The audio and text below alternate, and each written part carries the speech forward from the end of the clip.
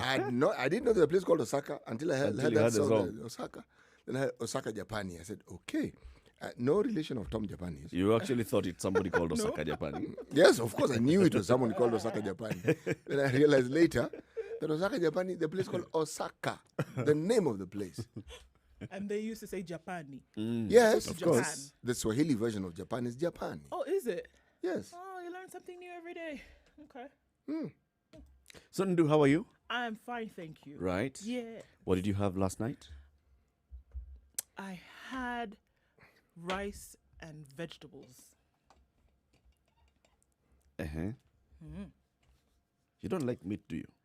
I do, but I mean, it doesn't really excite me too much. I do. Siku mbili hujakula nyama? I'm even speaking Swahili this morning. You know the thing about eating meat and our Kenyan culture, the eating of meat is directly related to whether you have money or not. There was liver, but I had a little bit of liver, but I mean... If you're not eating meat... Or if you're not eating meat, you don't have money. Yeah. Really? Yes. It's interesting because on the other side of the world, it was that if you do have money, in other parts of the world, if you do have money, then you realize that, there are certain foods that you should eat that would be healthier for you than meat. You see? That story of meat and you the could West, buy, and you had the money to buy those things. It's what they feed their would-be meat products with. Yes.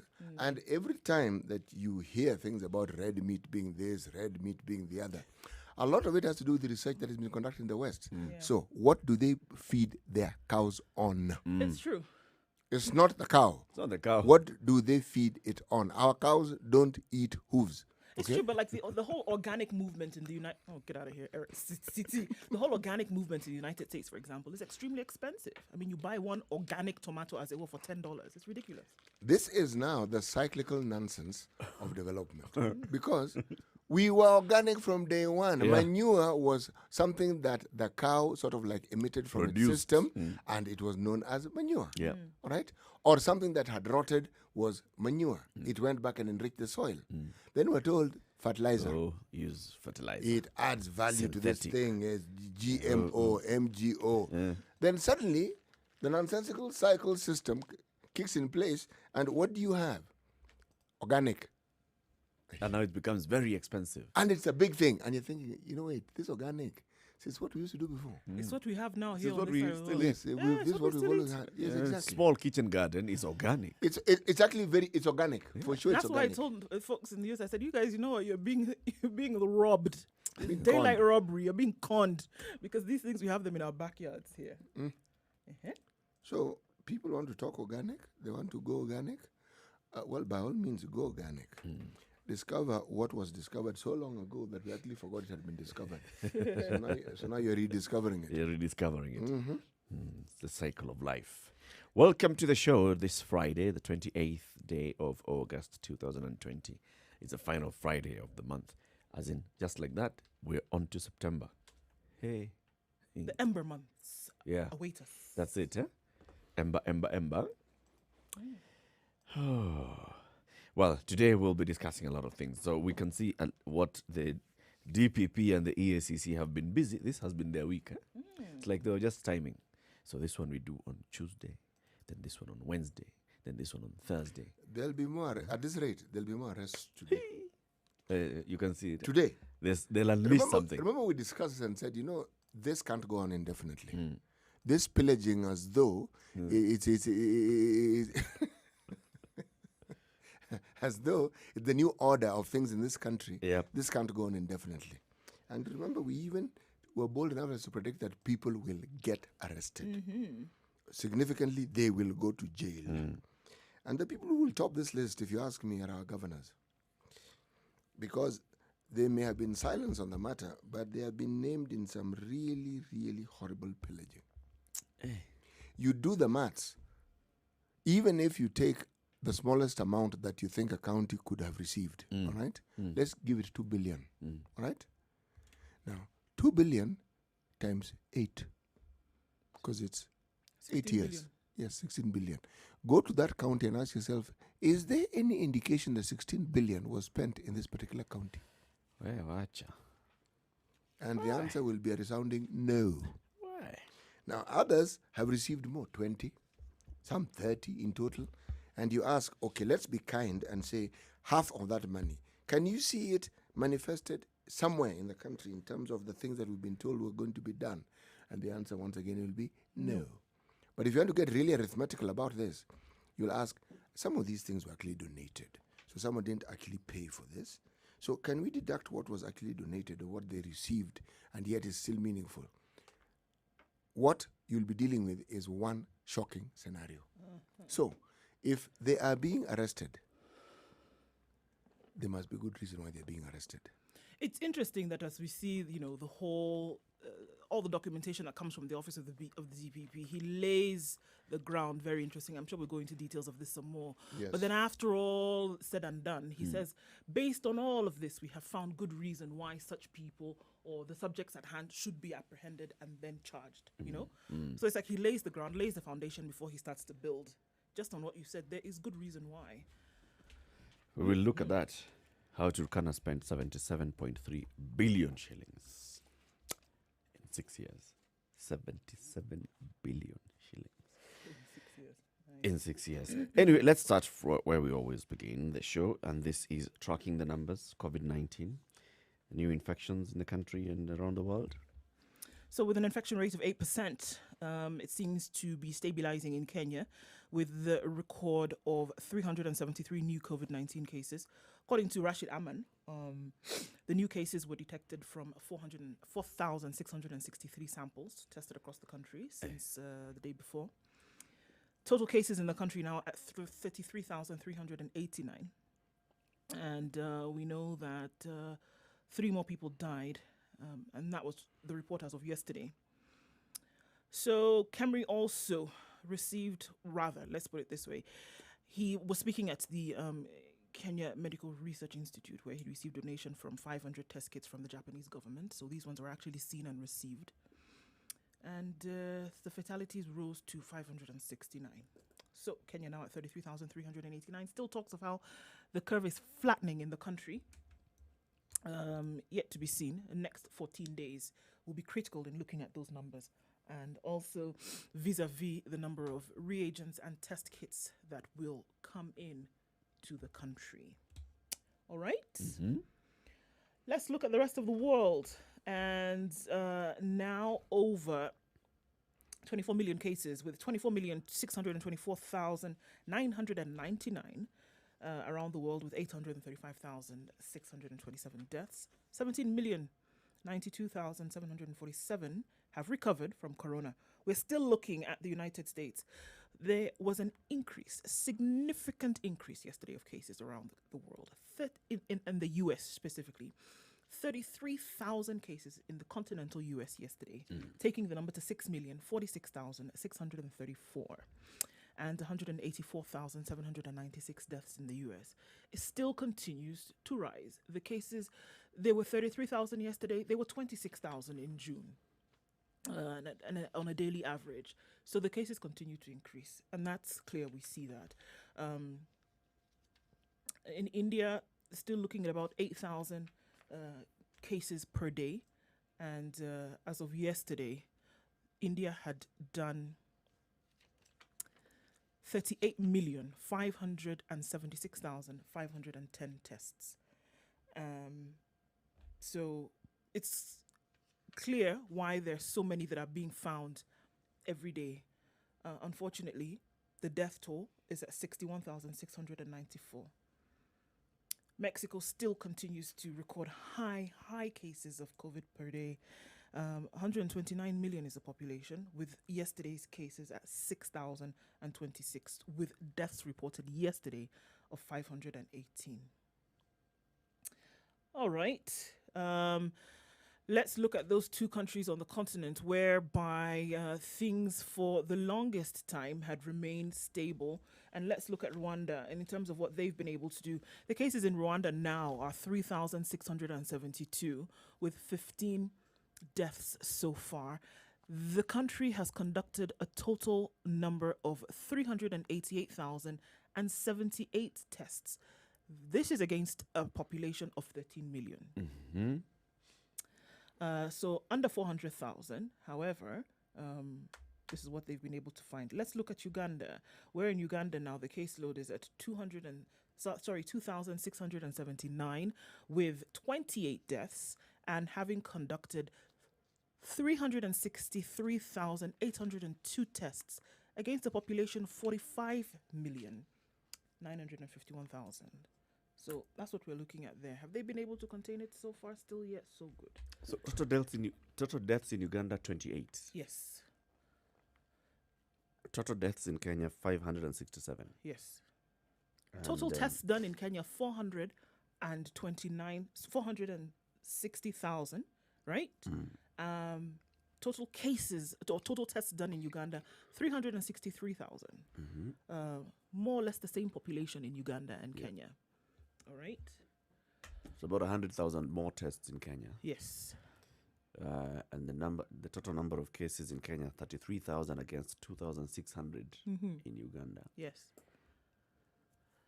Okay. Uganda was able to curb the spread. Even if you want to use these two countries as a comparative analysis, they've been able to curb this. So, if you look at the Western world, things that we take for granted here and which are enforceable, like the wearing of a mask, you hear it becomes news. Like in Paris, it is now news because it is mandatory to wear a face mask. Yeah. Now, yes. So now it's yesterday actually, but now it is. So you ask yourself, other countries are still grappling with it. The US, man, it's a free for all. and then you wonder, why do these people imagine that their COVID numbers are doing what the COVID numbers are doing? Moving up at a very, very rapid pace. You know, this one didn't require too much thinking, just understanding what was basic. But then there's this question that also comes to my mind when I listen to news about COVID. Is it correct for people to sort of like try to go back to what we previously considered to be normalcy when the numbers go down? Or should we continue putting the lid on things until it's more or less eradicated, like New Zealand reported at some point when there was zero. They went for a period of, I think, a month, no new infections. They opened up the economy, lo and behold. Which really is the right approach here? How should one look at this? Because now... Can you sustain those measures? Yes. For how long? You know, that's where the because the economy... The issue of the economy will come in. Yep. Why I ask this question is because there's been talk from yesterday's reporting of what President Uhuru, now this is the prophetic aspect of it, implied was heading towards opening bars and nightclubs. Are we ready? And is it the thing that we need to do? If you're talking about opening the economy, because that aspect of our economy is suffering, they're hemorrhaging badly. Is there a way of meeting them halfway so that the risk factor, which would increase infections, is minimized, and yet the business goes on? Meeting them halfway, basically, is the citizens doing what they're supposed to do. Because you'll see that if the bars were to be reopened, there'll be protocols. Ensure there is a physical distancing in the premise. You can even institute and say anybody who sits there can only consume this much, right? And it's the responsibility of the property manager or the property owners to ensure their patrons are not flouting this, but people will flout. So now it's where you can be given that freedom. You can be told, let's do this, but are you going to abide by the rules? More importantly, are Kenyans interested in abiding by the rules? It's another nice way of putting it. Are we really interested in abiding by these rules? Yes. Because if we are not, then that's where we end up just having all these issues. Anyway, at 17 minutes after 6, let's take a break and take a look at the skies. Look at how the weather is going to look like around the country and around the world, the major cities in the world today. This is the Situation Room, Kenya's biggest conversation. The live stream is up on www.spicefm.co.ke as well as Spice FM KE on YouTube, Facebook and Twitter. And you can watch this show on the move wherever you are. Good morning.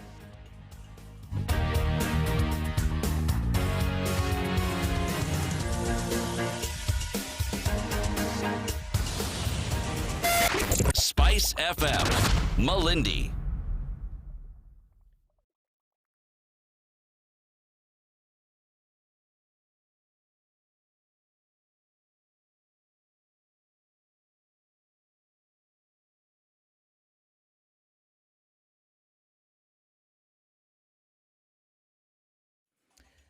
It's a mostly cloudy morning in Nairobi at 14 degrees. We'll see highs of 24 today, and there is a chance of a shower later on. It's mostly cloudy in Nyeri at 14 as well. Highs of 22 and lows of 13. Likely to be a wet weekend around the country. It's clear in Nakuru this morning at 13. Going to thunderstorms later with highs of 23 and lows of 12. Clear skies in Eldoret at 12 degrees. We'll see highs of 20 and lows of 11 with thunderstorms forecasted for the later parts of the day. Partly cloudy in Kisumu at 19 degrees. Highs of 27 and lows of 18 today. And a chance of showers well into the weekend. That'll be in the case in Kakamega as well. 24 degrees the high today with lows of 15. And they will experience thunderstorms later. 23 degrees and mostly cloudy in Mombasa. Highs of 28 and lows of 23. In Malindi, it's partly cloudy at 24. Highs of 28, coming down to lows of 23. Stepping out of Kenya into Kampala at 18 degrees. Partly cloudy conditions. We'll see highs of 26 and lows of 17 with showers expected later. Dar es Salaam is foggy this morning. It's likely to be that way throughout the day. Highs of 31 and lows of 21. And in Johannesburg today, 10 degrees, clear skies, highs of 23 and lows of 10, signaling the official end of the South African winter. Lagos is clear at 24 degrees. It'll change later though. We'll go to highs of 29 and lows of 23 with cloudy conditions later. Let's look into Europe where it's cloudy in London at 14 degrees. A chance of a sprinkle later on with highs of 19 and lows of 11. And in Paris, it's mostly cloudy at 17 degrees with highs of 23 and lows of 12.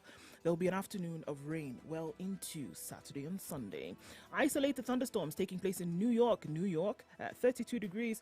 That'll be the high for today. They'll wake up to more rain with lows of 23.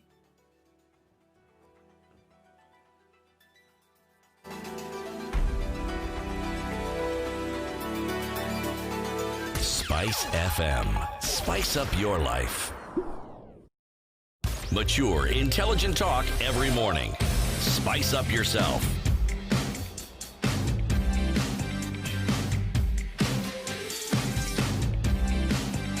Mornings done right. 94.4 Right, Spice 20 minutes after FM, 6. How about Nairobi. we start the day with today's proverb, CT? Well. A man who marries a beautiful woman and a farmer who grows corn by the roadside have the same problem. Let me repeat it. A man who marries a beautiful woman and a farmer who grows corn by the roadside have the same problem. So it's by the roadside, vehicles will be passing, blowing dust onto this corn. It's the same problem. Once you're on the roadside, you will attract certain things just by virtue of your geographical location. Beauty here is being referred to more or less like a geographical location. Figure out what this is supposed to mean. It's not really that complicated. No. Okay. Yeah, you can't really guard it. Okay, so let's look at the headlines. Where do you want to start? Where not to start? Since we're talking of COVID, page 6 of the Business Daily, there's a headline on that page. Lack of budget keeps 9 billion COVID funds idle in counties. Let me explain. It means the government budgeted. They've said, yes, this money should be given to the counties. But there is this small detail of a budget that is often required that before the Treasury releases such monies to the counties. Now, there are some counties who have not provided, this is present tense, have not provided budgets on how, meaning a plan essentially of how they plan to use the money which was supposed to be wired to them. So this money is sitting put, awaiting. Now, what this means is this. They didn't plan for the bed capacity. The very details of what this money was intended for has not been budgeted for. And remember, it was specific. This one was specific. Now, it means, therefore, that the story we've been discussing on and off regarding the readiness and the preparedness still doesn't exist in some counties in the country. Even till now. Even as I'm Which talking to you counties now. are these? So, No. The how paper much there- has not been drawn? How much? Let me just, let me talk about the amount, all right, that was wired. 113.1. That big number that bothers you. No, it doesn't actually bother me. The billion shillings, I understand. Remember, I need to break this down. Huh? Okay. This money there was 5 billion from the government. Yep. There was 350 million from Denmark Development Corporation. Right. and 5.939 billion from the county's own resource revenues. All right, these are the monies that were supposed to have gone into this. All right. Now, this report by the Auditor General names the following counties as people who they had not tabled the expenditure reports on the pandemic concerns. I'm just going to read them. Okay. Nairobi, Mombasa, Embu, Kirinyaga, Bomet, Lamu, Mandera, and Marsabit. They have not done what? You need to have presented this. So this is the controller of budget saying, I cannot authorize the release of this money because this is the Auditor General reporting and saying that when I look at my books and I look at how things should have been done, there's this money that is sitting somewhere, and when you look, you find this money was intended for COVID and the functions around COVID. But from what we can see, this money is likely. So the report says there was a need to have certain things in place before the money could be released. Those things are not in place. Simple. Tell us what's on your mind, Eric. I'm trying to figure that out. Because I'm finding it difficult to fathom that there are certain counties, and these are counties that are in the Republic of Kenya, that have not come up with a plan of how they want to implement measures of fighting COVID-19, and yet they're reporting the same to their peers at the Council of Governors. Yes. And they're reporting the same to other stakeholders. Yes. And it's clear that this is amount of money that is required. And what you're supposed to do so that you can draw this money is you're supposed to give a plan to the controller of budget. Controller of budget approves, authorizes that. Yes. And then now you access the money. Yes. And we are saying that so many months down the road, some people haven't done that. This county with CECs for finance, for health, with other public officers have not been able to come up with a plan. Yes. How? Look, the total amount that the government had released for COVID was in total 13.1 billion. Okay.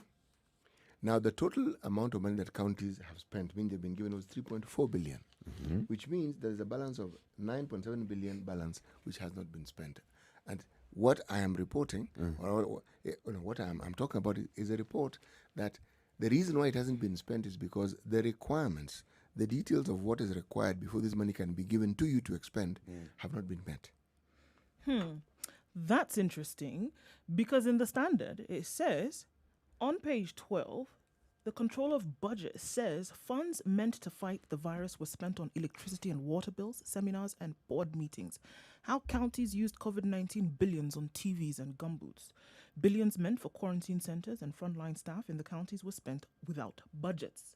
So they were not budgeted for according to the control of budget. And this is from a new report. I don't know if it is the same report that it is. They're just going into details. Now going into the details of this and saying now this which they didn't have a plan for. Now you're seeing that they've spent this money based on what CT is saying now. That they've spent this money on non-essentials. Now when it came to COVID. The money was part of, that 13.1 billion shillings allocated to the COVID-19 fight. Although an audit of the funds is yet to be done, a quick look at the Special Budget Review Implementation Report on the utilization of the funds from March 13th, when the first COVID case was reported, also showed that most of the funds were utilized on logistics, conferences, seminars, and board meetings. For example, of the 106 million spent in the 4 months in Baringo County, 58 million was used to buy foodstuff, drinking water, fuel and lubricants, leaving 48 million for personal protective equipment and paying of allowances to frontline healthcare workers. Of the 92 million spent in the county government of Busia, 15 million was used to pay electricity and water bills and to purchase 10 tons of chlorine and other water treatment chemicals. The county also paid for a supply of charcoal to Alupe Isolation Center at 329,000 shillings. Another example. In Kericho, Governor Paul Chepkwon's administration spent 23 million on awareness and publicity on coronavirus. Allowances to frontline healthcare workers cost 5.3 million shillings of the total 108 million utilized in the period under review. In defense of the counties, the Auditor General said that the timing of these funds, it was released too close to the end of the 2019-2020 financial year. And as a result of this, there are some county governments that did not prepare budgets for the utilization of these COVID gains. So that's one that's clear. There's some who didn't provide budgets. There's some who have shown expense sheets on what they've spent money on so far. And then there are some who spent quite a lot. This is what this report is basically saying. Spent quite a lot of money, but it would appear from the report that it was not in the direct fight against COVID-19. Depends on what you want to call direct. Oh, this is what the Some report would is saying. argue that, ensuring that the isolation and quarantine facilities have charcoal so that you can cook, that is direct. That's a direct intervention. Very COVID. true, but the money that was intended for expanding that capacity was the 5 billion. That's what it was for, infrastructure. The separate 5 billion. Yes, infrastructure. That's what it was intended for. Not charcoal, not snacks, Not conferences. not conferences. It was just that. Let me give you another example, so maybe it makes it a little bit clear. Elgeyo Marakwet County spent 240,000 shillings to buy 40-inch TV screens. Mandera bought gumboots at 3,750,000, TV sets and accessories at 345,000, gas cooker 4-burner at 260,000, and 2 gas cylinders, one at 60,000. Huh? Gas cylinder. No. You are How big? thinking of the domestic. No. And 2 gas cylinders, one at 60,000 and another 6 kg at 56,000 shillings. A 6 kg gas cylinder. I suspect the reporting may not be accurate. It's here. That's why I said you should wait so I can finish the details. Yes. So this Murang'a County, let me just a little bit more, Eric. Oblige me. Murang'a County spent 1 million shilling on landscaping. I don't know how this will help the fight against COVID, but It okay. does. And signage, while a paltry 336,000 was spent to allowances for health workers. Okay. Landscaping, 1 million shillings. It's called beautification. Okay. So as you're approaching the Aesthetic. Remember, there's a new ICU facility that has been put up in Murang'a County. All right? So landscaping around that ICU facility. is important. It is. Okay. So Landscaping also involves providing open space where people can actually sit. heal. Yes, or wait, or do what people do when they go to hospital. Oh, okay. So that's landscaping. Okay. It doesn't mean just planting. having weird-looking plants. Planting grass is also part of landscaping. I got it. I'm with you. Okay. But then there's some counties, for example, Baringo County, a grant of 84 million requested through the Office of the Controller of Budget and transferred to a special purpose account at the CBK had not been utilized by the 31st of July. Right? But the same county had spent 106 million shillings from its own contributions to purchase emergency foodstuff for vulnerable people across all the sub-counties, bought PPEs, purchased water tanks, and paid allowances to the frontline health workers. So you can see there's a balance of, so 106 has gone into direct interventions, then there's an extra 84 million that has been requested for that has not yet been drawn. Right. So the questions will always imagine, like, okay, so what is the plan here? And I guess some of these things, until you ask the questions and understand, so justify what you need, why you needed to do this. If you talk about, for example, awareness creation, which is one thing that we kept talking about, if a county has spent money on awareness creation, what we should be asking is, all right, so how much have you spent? What awareness? Where? Over what period of time? Because was it a necessity for a county to do? Absolutely, I think so. Then, so the report, of course, by the Control of Budget is quite juicy and interesting. I think that the further questions will need to be asked on. And then there's the question of the reporting of the report by Yeah. the Control of Budgets. Yep. Because sometimes you get the impression that whoever wrote the article chose certain aspects of it. Of course, look at the juicy parts. Yes. Auditors report. TVs, Yes, gumboots. you feel- Gumboots, are gumboots required? Of Yes, course, they gumboots are required. They're Are part of TVs PPEs. required? Yes, TVs are required. But by who and where? And how, at how much? You see, the thing is, if you look at any auditor's report, not even the Auditor General's, they tend to be detailed. Yeah. and they explain and they give reasons, and it isn't what we are reading as being contained in the newspaper report. Yeah. The newspaper report reports aspects of it at some point. Let's take a look at what's happening on the roads. Hey, there's something that the people who are constructing the road, the expressway from JKIA to Westlands, you've seen what they've now done at Uhuru Park. Yes, along Uhuru Park. No, what have they done? There's a section there, the section near the Lyco Regency. So they've narrowed it down now to 2 lanes on both sides. It's, Can you imagine what's going to happen? You can imagine. Anyway, let's hear what's happening on the roads. 24 minutes to 7.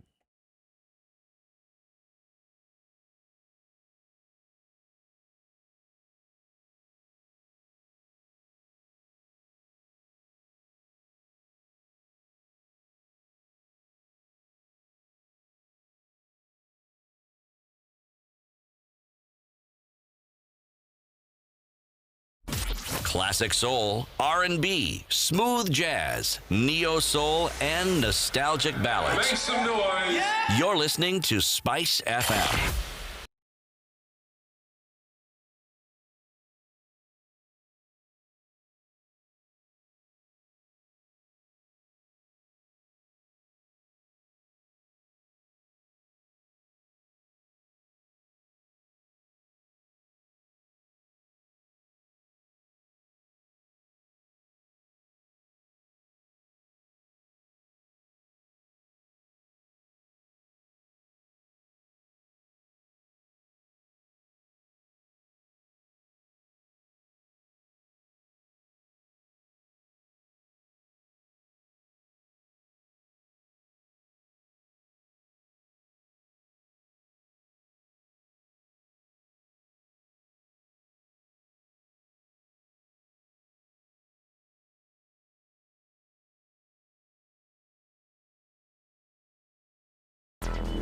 Traffic. Well, if you wanted to get off Mombasa Road, now is the time to do it. Because you're given the all clear from Mlolongo all the way to the Nyayo Stadium roundabout. However, once you get there, we already have a bumper-to-bumper situation on the Uhuru Highway. Gives credence to what Eric was talking about a few minutes ago, whereby the constructors of this expressway from the airport to Westlands have closed off a certain part of Uhuru Highway. So this means that from 4 lanes, it's now at 2. So the traffic is going to be epic today. It would have been nice for some warnings of such, but okay. We're going to go through it the way we have to, right? So if you need to get out now while you can. But there will be some heightened levels of traffic on Uhuru Highway today, and this is all the way from the Nyayo Stadium roundabout all the way through to Westlands. There's traffic outbound on Thika Road today. It is the weekend, we understand. People are trying to leave the city to have a breather. So plan your journeys with some caution, guys, because the pockets of traffic all around, and we'll give you insights into that as we go along. Okay? Let us know also what you see. Spice of MKE. That's how you can reach us on Twitter. Let's keep it safe this Friday morning.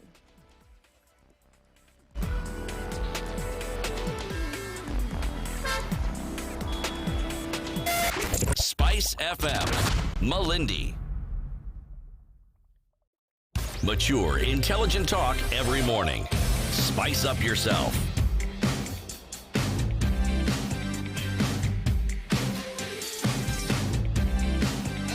Mornings done right.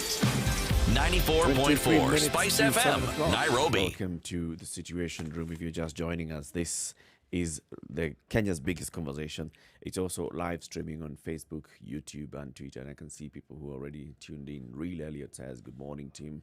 The Situation Room is tuned in from Machakos County. Morik Vincent Onyaboke says he's in JKIA. Bede Asli, confirmed in, where is this? Machakos. And Mombasa, Benson Mumo. Kakamega County, Abdul Rahman. Welcome to the show, everybody. So we're looking at all the big headlines in the papers this morning. Of course, we'll be looking into the details of all the corruption fight that's happening in the country later on. But for now, Obado and family locked up in cells for the weekend. Magistrate declines to release the Migori governor, his 4 children and business associates after being charged with stealing millions of shillings from the county. Why? Why did they steal, or why were they declined to Oh, freedom? no. Okay. Just confirming. It's bail. Is the offense that they've been accused of, is it a bailable offense? And that question I'm asking is, which offense in this country is unbailable? Said, you come on Monday, I'll review. And he's not infringing on their rights? No. And the law is being followed to the letter? Yeah. The magistrate has time. I mean, you've put your case forth for why you'd like the people released.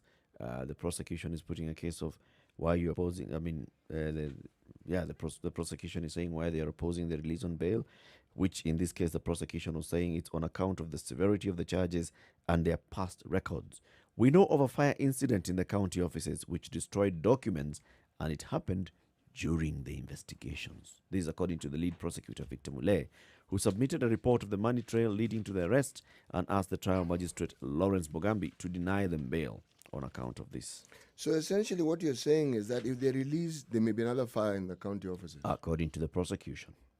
It's like, Your Honor, we cannot really, we have to put in measures. We can't risk. Essentially what you're saying is that these are the people who are involved in creating that fire. Were they really? Was there ever a case of arson brought against these individuals who are now in court? What basically the prosecution is saying, when we were doing the investigations, this happened. So Yes. because we do not know, we still don't have, I mean, that's a DCI to investigate arson and all, because we still don't have that. Then why bring it in? This here is, we're investigating this particular case. This happened. There can be some correlation, Your Honor, and we really oppose this release on bail. There can be the correlation. And, there can also be correlation that lightning is directly related to the driving of cars. But until you prove it to be so or not so, it is just something that you have put forth. Now, remember, the magistrate has not said, no, I'm not going to release you. He just said, actually, I need time. I've understood you, and that's the real thing that's actually what I'm talking about. That was yesterday. What prevents the magistrate from looking into the matter today? It's busy. I mean, the court is busy. How? How many cases of this? No. How many cases of this nature does he have before him? How many anti-corruption cases does the anti-corruption magistrate have? Many. Of this nature? Yes. Which involves an entire family? Yeah. About entire family, that's not my issue, by the way. As a magistrate, my magistrate is, I'm not looking at you, oh, your children, oh, these are, no. It's a case before you. It has its own merit and demerits. But that's really the point. This is one case, there's another case. So you've presented your case for releasing on bail, you've presented your case against releasing on bail. All right, so I'm going to make my decision. If the argument I was listening to stated that, look, there is a schedule that we follow in this place, all right? First come, first serve, all right? You've come on this day. Your case will be heard on this day, all right? That bit I get. But that's not what's being presented. All manner of reasons. That's why I'm asking now. What other reasons are you hearing, CT? Because no, the reasons that I'm hearing are these people. We were once investigating a case in the same county, and around the time we're investigating this case, the offices burnt down, and a lot of information, especially regarding financial matters, were lost. So because this happened, we cannot now release these people on bail. Sure, no, CT. There's a difference. In every case, when there's an application for bail by the defense, there's a counter by the prosecution. I should expect so. Or either the prosecution then just says, yeah, we have no issue, you can release the person. All right? So there's a case brought forth by both sides. And then the magistrate or the judge will decide. So the judge has not determined that, yes, because of what Mr. Mule you have presented, I'm denying them bail. No. The magistrate has just said, I am questioning why can he not decide? He didn't decide yesterday. Why can't he Discretion. decide today? Why must he decide on Monday? It's not the first time that this happens. Discretion. I'm all right. questioning. So you've presented all this. I need to look at the evidence. And that you require the Thursday, Friday, Saturday, Sunday, then Monday you'll be able to give. Yeah, because there are a number of other things on his plate, right? So he says that And these things are what exactly? And they are weighty matters not the only that case presented. that he has on his desk. But I would hope not. I would hope. You'd not hope what? That it isn't the only case he has. Yeah, there are things that Otherwise, would have come before this case. There are things that were also pending, some kind of judgment, whether it were bail judgment, other things that they had then why to did deal they have with. to arrest them on that day? Why didn't they arrest them on Monday? Well, at the time where they released... What do you mean? Well, since we're talking time and when it is appropriate, why didn't you just arrest them on Monday then? And then you would have had time to give them bail by Thursday, say. Yes. You Or see, why did you arrest them on Friday? The And arresting, follow the the- norm that we've seen the in so many of arresting these arrests. agency is not the one that determines bail. All right, and not those two don't control one another. Eric, what happens is all the, these the agencies. ODPP cannot order the magistrate Eric. that now I need to understand your calendar so that I know when to arrest No, the he suspect. can't. But these agencies work together. They do. They do, but not determining one another's calendar. That's the reason why you hear the prosecution, for example, saying, hey, this case has taken so long. It's not because it is because the judiciary is working with its own calendar based on its own workload. And it's looking at, all right, so this is the workload. This is what you've brought before me. This is my workload. Now, you investigators, you can even ask you, so why didn't you started investigating this thing 2 years ago. Why didn't you bring the case last year when I was last busy? That is a very good question. You've just Because given they- city fodder for his argument. No, that's that and is the an excellent EACC question. will say, I had not finished my investigations. Same. And why didn't the person who brought in the issue of the fire tell us that upon looking at or discussing or investigating this matter of the fire that happened then, we found that That is where now the magistrate, when the magistrate is making that decision, they'll look at it on that merit. All right, I see that you're talking about fire, but I see no reason. I see nothing linking these people to the fire, and therefore I find that not sufficient ground to deny them bail. Bail is granted. Or the magistrate may look and say, hey, I have looked and I have heard and I have interrogated all the evidence that you presented before me, and I feel that, yes, these people should be denied bail. That is the decision that the magistrate will make independently. Okay, so okay. shall we his look own at time. another case? Yes. It seems that that's all it's raining cases, but I know we're going to look at that in more detail. But just a small detail now of the Kilimani shooting that took place last weekend or so. 2 more guns were recovered from the Nairobi office of Chris Philip Okeo Bure, a suspect in last week's Kilimani killing. A pistol and shotgun were recovered from a safe in the office of Centu Plaza on Galana Road, Centeo Plaza, during a raid on the premises on Tuesday evening, according to police. He's the director of the Glowjet International, a firm said to be involved in the transportation of valuables, including gold. It is at the company offices that the weapons were seized. They've written to the Firearms Licensing Board seeking to know whether the guns are licensed or not. The Directorate of Criminal Investigations boss, George Kinoti, termed the seizure shocking. The pistol used in killing Kevin Omwenga in his house on August 21st was recovered from the same office. Obura and his bodyguard Robert Ouko were under investigation over the fatal shooting of their partner Omwenga, who was shot dead in unclear circumstances in his bedroom at an apartment on Galana Road. He was with Ouko, who had the killer weapon that belongs to Obure. A post-mortem revealed that Omwenga was hit in the heart. Although Ouko claims the shooting was accidental, the police are investigating claims Omwenga had fallen out with Obure over a deal gone bad. But it's interesting here that, again, there's a request from the Firearms Licensing Board to really find out what is going on here. That report is still not out. We looked at details of that on Monday, Tuesday. That is still not out in terms of having given an answer about the licensing of such firearms across the country, because it does seem that everybody can go in and get one. CT, if you wanted a gun today, it probably wouldn't be too difficult to get it. I highly doubt it, but let's go with the flow. Yeah. It wouldn't be difficult, right? It would be very difficult. So now, this is what they're trying to find out. Why does it seem so easy? And then even beyond the request, they found that there's still more firearms within the same premises. I don't understand why the police are saying they're shocked. Neither do I. I don't know why they would be so It was shocked. shocking. Why was it a shocking seizure? They are involved in the processes of issuing these licenses, Yeah. or these permissions to own, buy, use guns. So, and by the way, in this country, every person who owns a gun is known. They may not particularly know how many guns you have. That is, if you haven't taken through the process, but you're known. But you're known. You're known. At 13 minutes to 7, let's take a break. But as we go into the break, remind you about the portal by the Kenya Ports Authority. This is an information portal called Captain Cargo, where you can go and learn the port operations. Today, what do you want to look at? Well, quite a number of things to look at. But again, let's look at the customer service charter and looking at how you will be served. There had been previous, just looking at some information, there had been previous, issues about how you can get information that you needed from the port authority and those services. But according to Captain Cargo, they're making it very clear that you will be able to get access to information at any time that you need it. So now looking at standards for communication, their general standards, number one, say that they will give you 24/7, 24 hours a day, 7 days a week port services, except on the 1st of May, Labor Day, and the 25th of December, Christmas Day. And they'll wear name badges for you to identify them. They'll provide you with services within a safe working environment, so you don't have anything to worry about when it concerns that. We'll also look at standards for port operations, 100% availability of aids to navigation, pilotage, tug and mooring services within 30 minutes discharge and loading within 1 hour of mooring the container vessel, general cargo vessel, or car carrier. So you can be assured that whatever you need, you will get. And Captain Cargo assures you of that. Right, and you can get all this information on www.kpa.co.ke/Captain Cargo.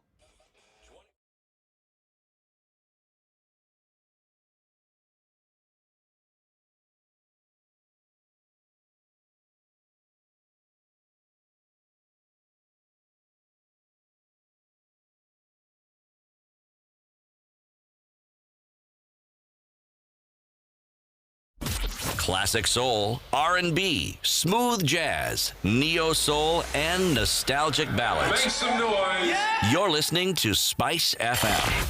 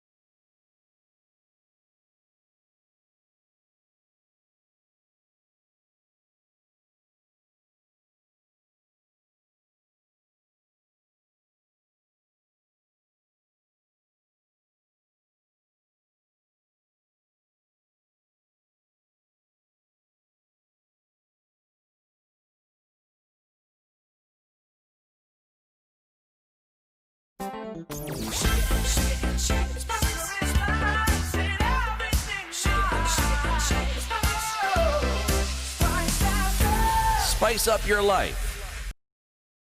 Mature, intelligent talk every morning. Spice up yourself.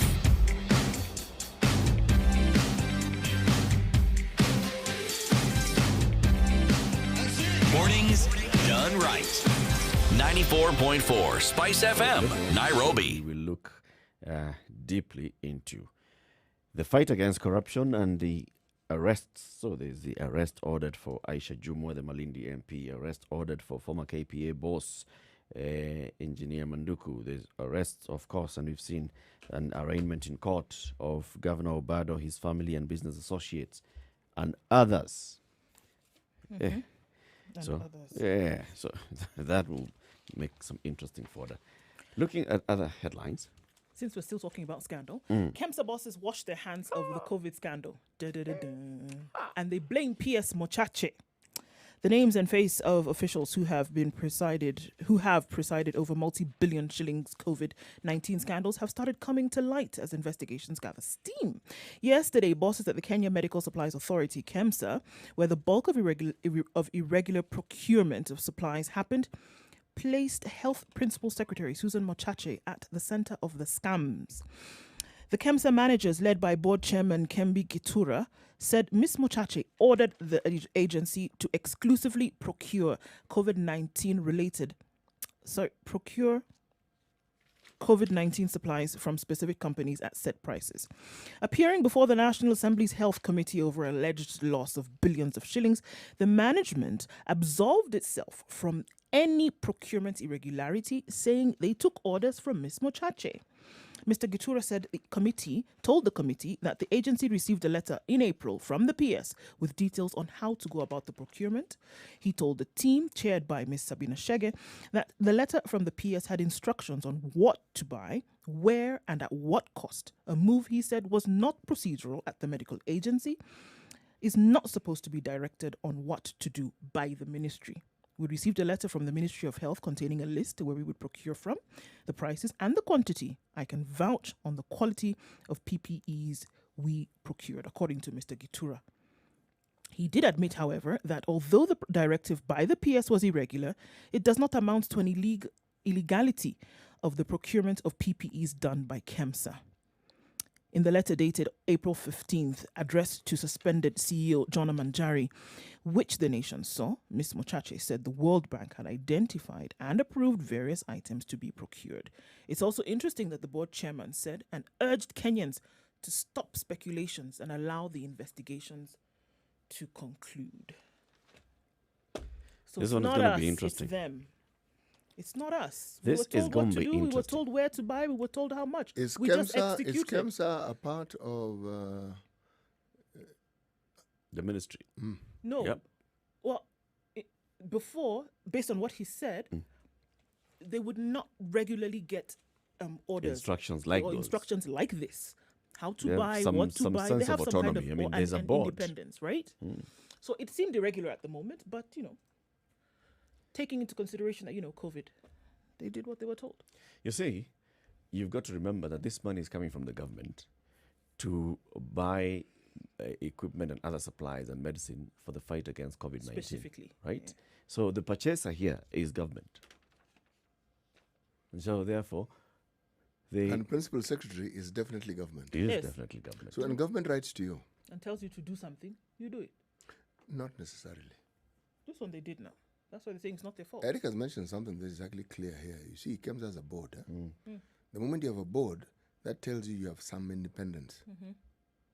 So they could have said no to this letter dated They could have April- said no. dated April 15th that Yes. told them what to buy, where to buy it from, at what cost to buy it. They could have said, hold on, this is Yes. irregular. Because he did note and say that we noted with some irregularity that this is not the way we normally do things. I would like to see a copy of that letter personally. But because I think it was entered into the proceedings yesterday, but because of, we just assumed that, it was COVID It's an and needed to emergency, be it's done. It was an emergency emergency. times, We're and just this is going to what's go ahead happening. with what the ministry says. Which is why they're saying the spotlight then has been turned on PS Mochache. It may, but that board is not getting away. They from can't the- absolve themselves of any kind of responsibility no, here. No.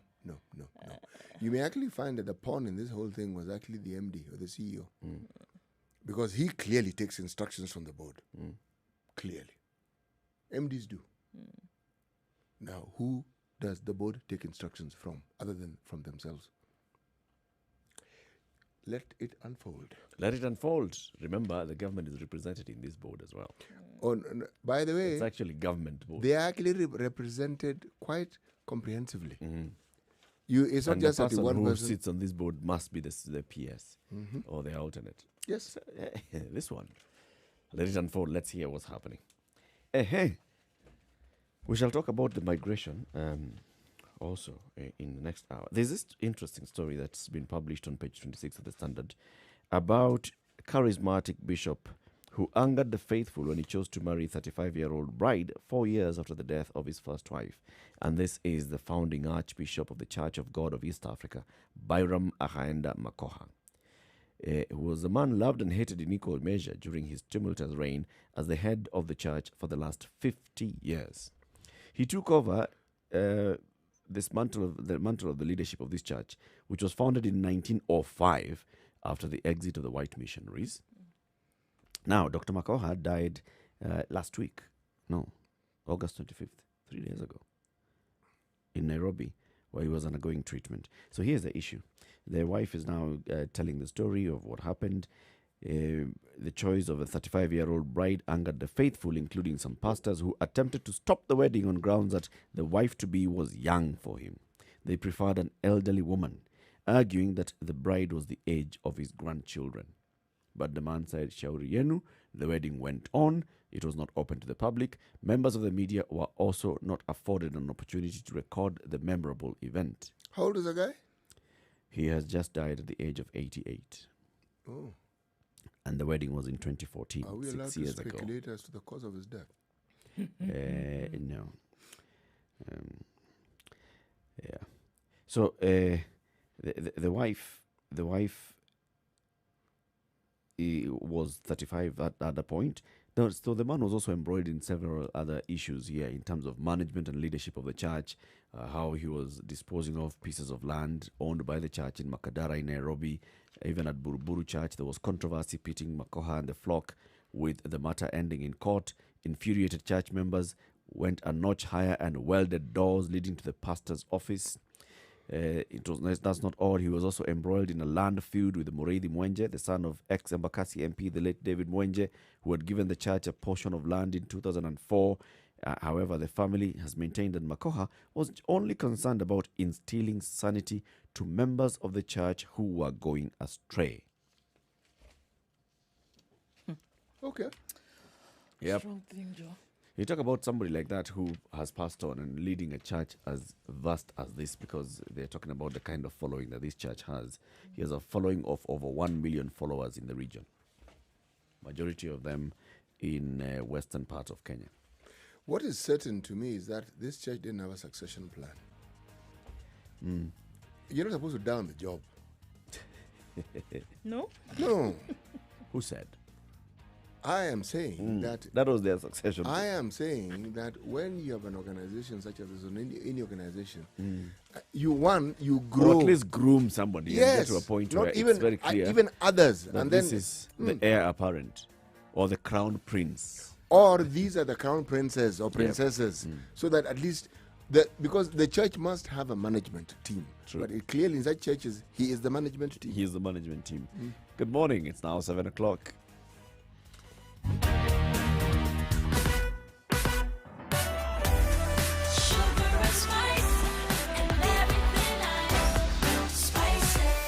Spice up your life.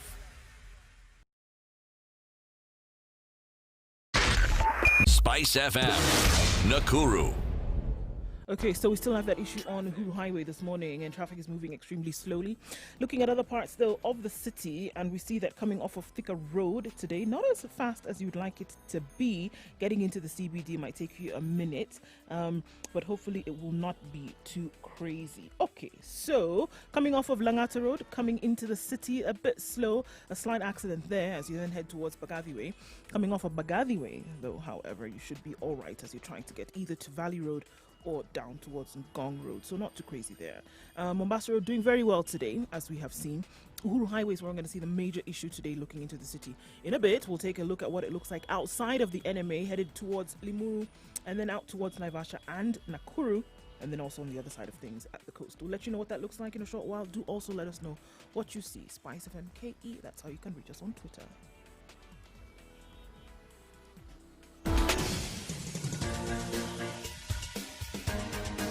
This is The Situation Room, the home of hard-hitting political commentary and penetrating insights about the state of the nation. This is a talk radio experience like no other. The Situation Room, a place for hard truths, debates, and elevated conversations. The Situation Room, witty, political, engaging, deep, controversial. In the room, we have C.T. Muga, researcher, academic, seasoned political observer, a fountain of wisdom in these politically uncertain times. Ndu Oko, Nigerian by birth, Kenyan by choice, communications expert, Pan-Africanist, a truth seeker and believer in people power, and Eric Latin, agent provocateur, the man in the chair, seasoned journalist, news hound, a man who believes in punching up, not down. This is The Situation Room, the only way to start your day. Thank you very much for tuning in to Spice FM this morning. Nairobi 94.4, Malindi, how are you? 97.7, in Nyeri 90.9, Eldoret 96.7, 102.5 in Kisumu, 87.9 in Mombasa, or wherever you are tuning in from through social media platforms, Spice FM KE on YouTube, Facebook and Twitter. Heron Stucker says, CT, he's listening in from Migori and is telling you, come through. I don't know what it means, Heron Stuckers. I'm sure he'll expound on it. Come through near the camera. Maybe he has just begun his conversation, and I'm sure He'll finish. It get clearer. All right. Kenyan Lugari boy is listening in from Imara Daima and following at 40 Jesus Busia. Read it as it's written. Yeah. At 40 Jesus, Busia. This is Rash Bashir Were wa Busia. Kahumboro wa Ishamara is listening in from Ishamara in Mukurene. Ever heard of Ishamara? Is that Nyeri? Ichamara, yes, is in Mukurene.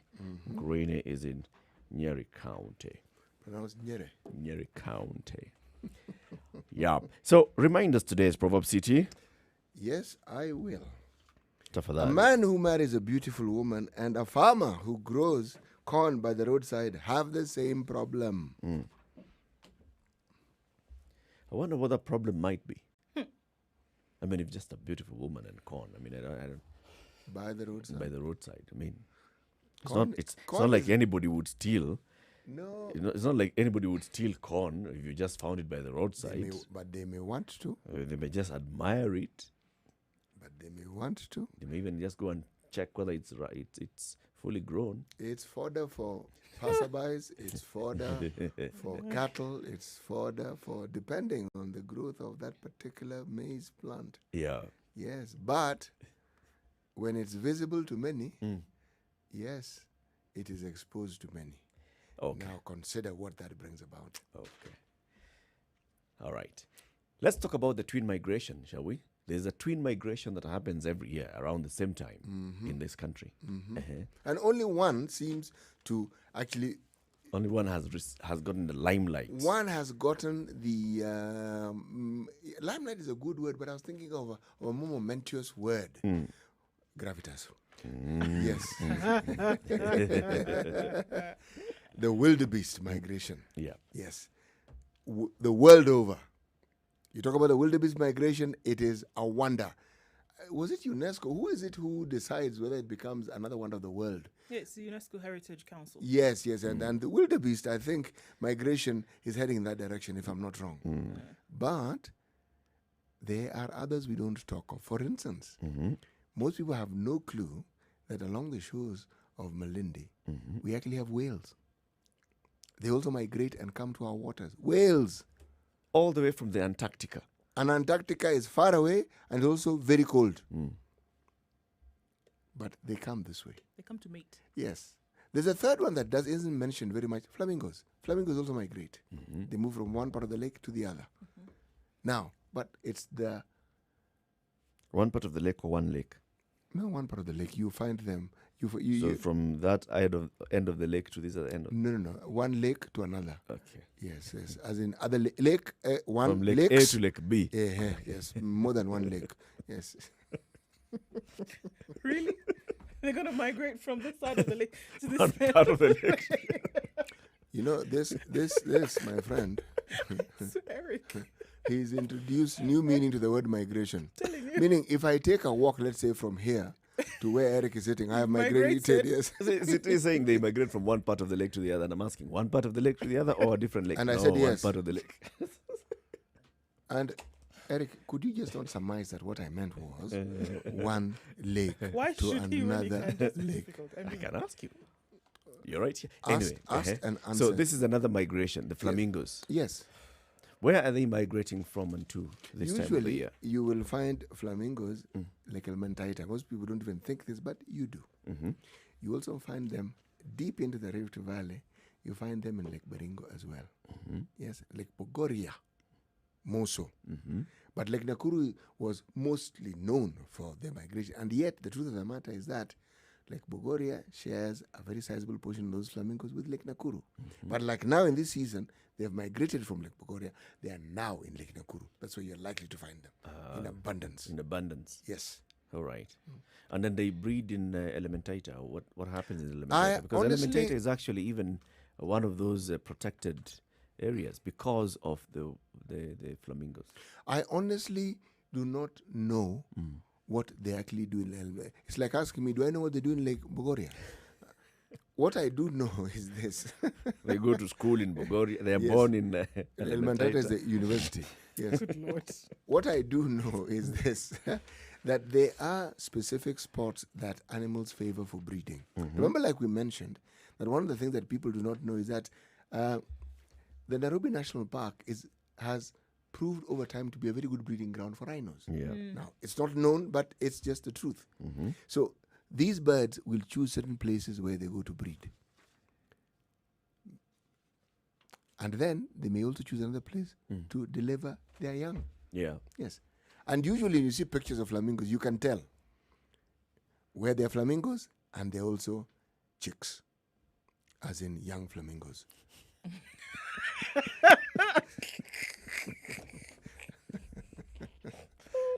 I know it's Friday, Eric. Eric, thank you for the rider, because Eric, No, after that migration thing, I'm not going to be caught in that thing again. No. okay, because But the thing that actually caught my attention, the whales. You know, these are massive, beautiful animals, majestic.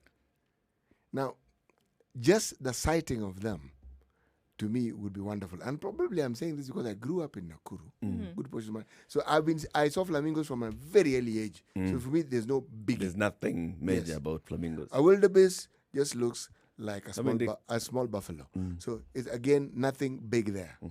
Now there's a whale. Whale. The humpback whale, which is several tons heavy. That thing is big. And then they come to mate and breed Yes. along the shores of Kenya, Yes. especially in Kilifi, Watamu Yes. specifically. Yes. And, you know, the young one is actually born several hundred kilograms heavy. And you go to spot them. And this is, it's an interesting, I must confess that I participated in one such excursion last year from Hemingway's Watamu. And going into the deep sea. Now, the sad part is that this is the time when the seas are roughest. They're choppy. Oh, my goodness. So you are not really sure that you are even going to be able to depart on this So you expedition don't even every morning. You clearly don't have sea legs, but carry on. Yes. So actually, the crew will tell you, no, it's too rough, it's going to rain, so we cannot leave. So you have to sit there just waiting and hoping that, you know, the weather clears and looking at the weather forecast for the day and looking what's the best time to go. So then you head out onto the sea and then this thing's just... Okay, yes, question. You can't see them at night. they're not going to take you out on the Just open asking. sea at night. Because clearly, I'm sure they sleep at some point, I think. But what I do know for a fact, the question I'm asking is, yes, the sea is never rough the entire day. No, it never is. There are times an aberration occurs and it's rough when it shouldn't be. But tell me, but did you sight one? That's really what I'm interested in. Yes. Usually Yes. you can sight whole herds at a time. So it's We actually great. started one, and this one we didn't see with the young one, but another team that had gone earlier had actually seen one with the newborn. So Heavy. the young whale, is it a pup? Is born and It's a calf.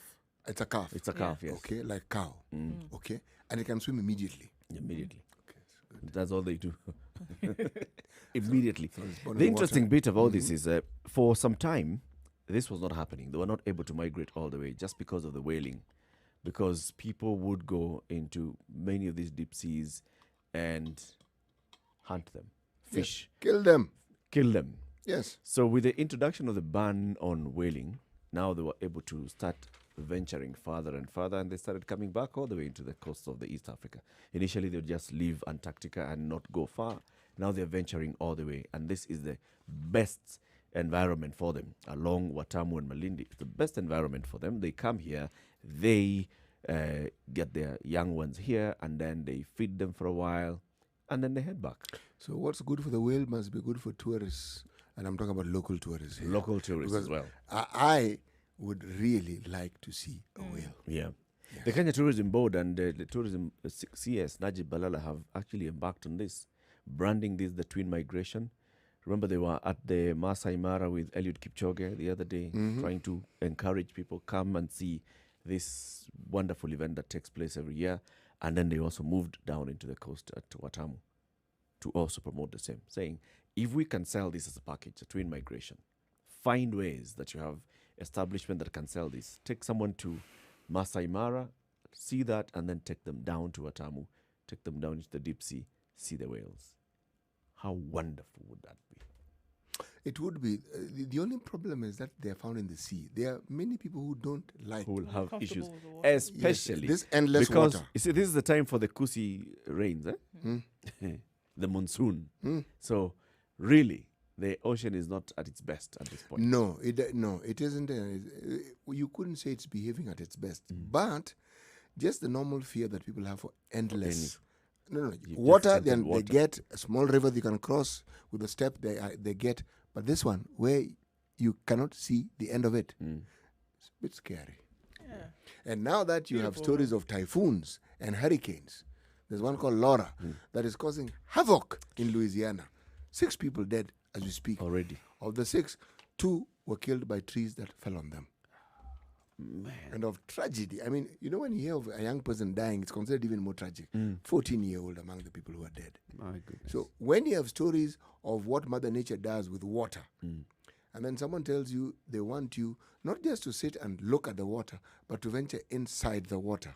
Beautiful experience. Now that, yes. But it takes something just to get used to it. It does. It's like when you have those snake parks where they put an entire python on your neck and you're holding it and you're thinking, all right, so what's going to happen here? Actually, I would prefer to look at it around somebody else's neck. Yeah. It's better that way. Until it's put on your neck and then you start feeling the muscles and it starts adjusting and you're thinking, is what? Eric, you're clearly adventurous. Like the Hey. folks in, it's like you do the lion walk in Mauritius and Madagascar, and then a few days Lion later- walk, Yeah. Explain. With the albino lions. Explain. It's fantastic. meaning full-grown lion, Yes. and you walk with a lion. Yes. It's also happening somewhere here. Is unfortunately, is it just the Zambia day or a few- Malawi where they also do the same? Yeah. And unfortunately, a few days ago, you may like this though, but the lions unfortunately killed one of their In Limpopo. Handlers. handlers. There's one. They had Yeah. gone for a walk. Yeah, Yes, they had gone for unfortunately. a walk and they were female and they started playing and then they started to play with him. The same game. Game didn't go down very well for them. Unfortunately, Yes. no. But the story goes, those 2 lions had escaped from the enclosure they were in not too long ago and had also killed someone. So they have a history. These lions should not have And been then allowed to be handlers going for should- this. yeah, Yes, Yeah, they shouldn't should have they that. had already killed someone. Yeah. The ones that you walk with though in Madagascar and Mauritius are actually quite tame. It'll put A some hair- lion is tame. It'll put some hair on your chest to do it. That's for sure. But I mean, it's They do that same kind of thing. Is it walking with not lions just and good leopards. enough to look at the lion when it's behind some enclosure? why when you Or can if walk I with- really must see it, would it not be better if I'm in some massive Yeah, vehicle, you're in a vehicle and you- and I can see it? Surely, must I walk next to it? Or must I put a snake around my neck, especially a big snake like a python, Yeah. Ask Eric. whose behavior we all know? And you don't know what exactly maybe it's It just could begin to constrict. No, that snake and it can gets annoyed. no, that snake and its muscles, let the muscles stay on the snake, not on my neck. As for the lion, let it just do what it does best. No. It's 16 minutes past 7 o'clock. This is the Situation Room, Kenya's biggest conversation this easy Friday, the 28th of August.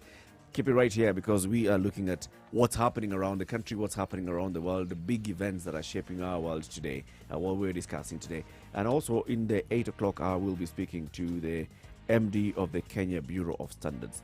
And this is Lieutenant Colonel, retired Lieutenant Colonel Nyeri. He'll be telling us what they have been doing. We know that there's issues with face masks, there's issues with aflatoxin.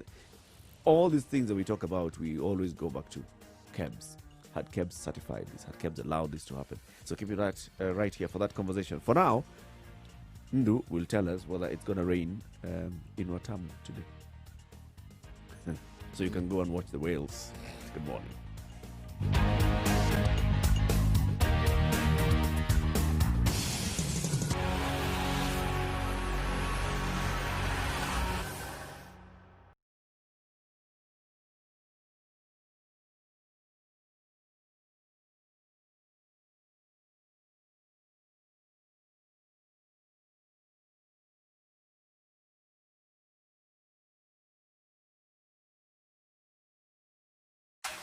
The weather with Will Spice not rain in FM. Watamu today. It's at 24 degrees and pleasant weather actually in Watamu.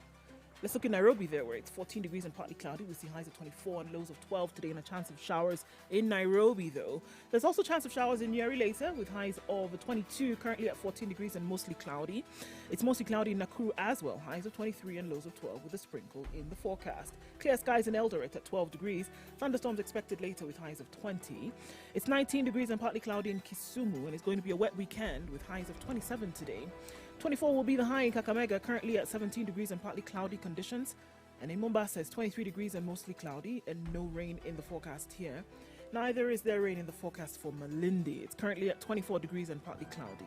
Kampala is partly cloudy as well at 18, highs of 26, with thunderstorms expected throughout the weekend, well into Tuesday. Dar es Salaam is foggy today. It's going to be that way for most parts of this Friday. 22 degrees currently, going to highs of 30 and lows of 21. Let's look into Joburg. We're at 10 degrees. It's clear skies.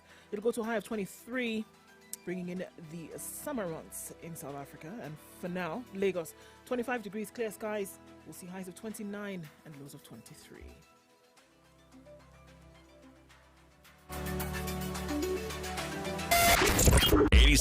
.9 Spice FM, Mombasa.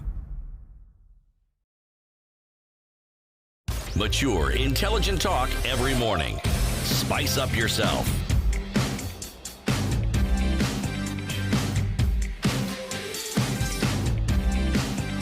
Mornings done right. 94.4 Spice FM, Nairobi. Welcome to the Situation Room. If you're just joining us, we are live streaming as well on www.spicefm.co.ke. And keep it right here for more conversations. Corruption. All right. Just this week, the DPP has ordered the arrest and prosecution of Migori Governor Okoth Obado, his 4 children, and some business persons in Migori County, who are basically just members of a family, right? And this is Mama Pamela and her children. Those ones went to court yesterday. They will spend the weekend in police cells at the EACC, and then they'll be back and hear whether they can be released on bail. Mm-hmm. At the same time, we have the former Kenya Ports Authority boss, and this is Engineer Daniel Manduku, who's accused of impropriety in the award of 244.8 million shillings tender. Yesterday, he presented himself to the DCI after hearing the DPP saying, this man should be arrested, right?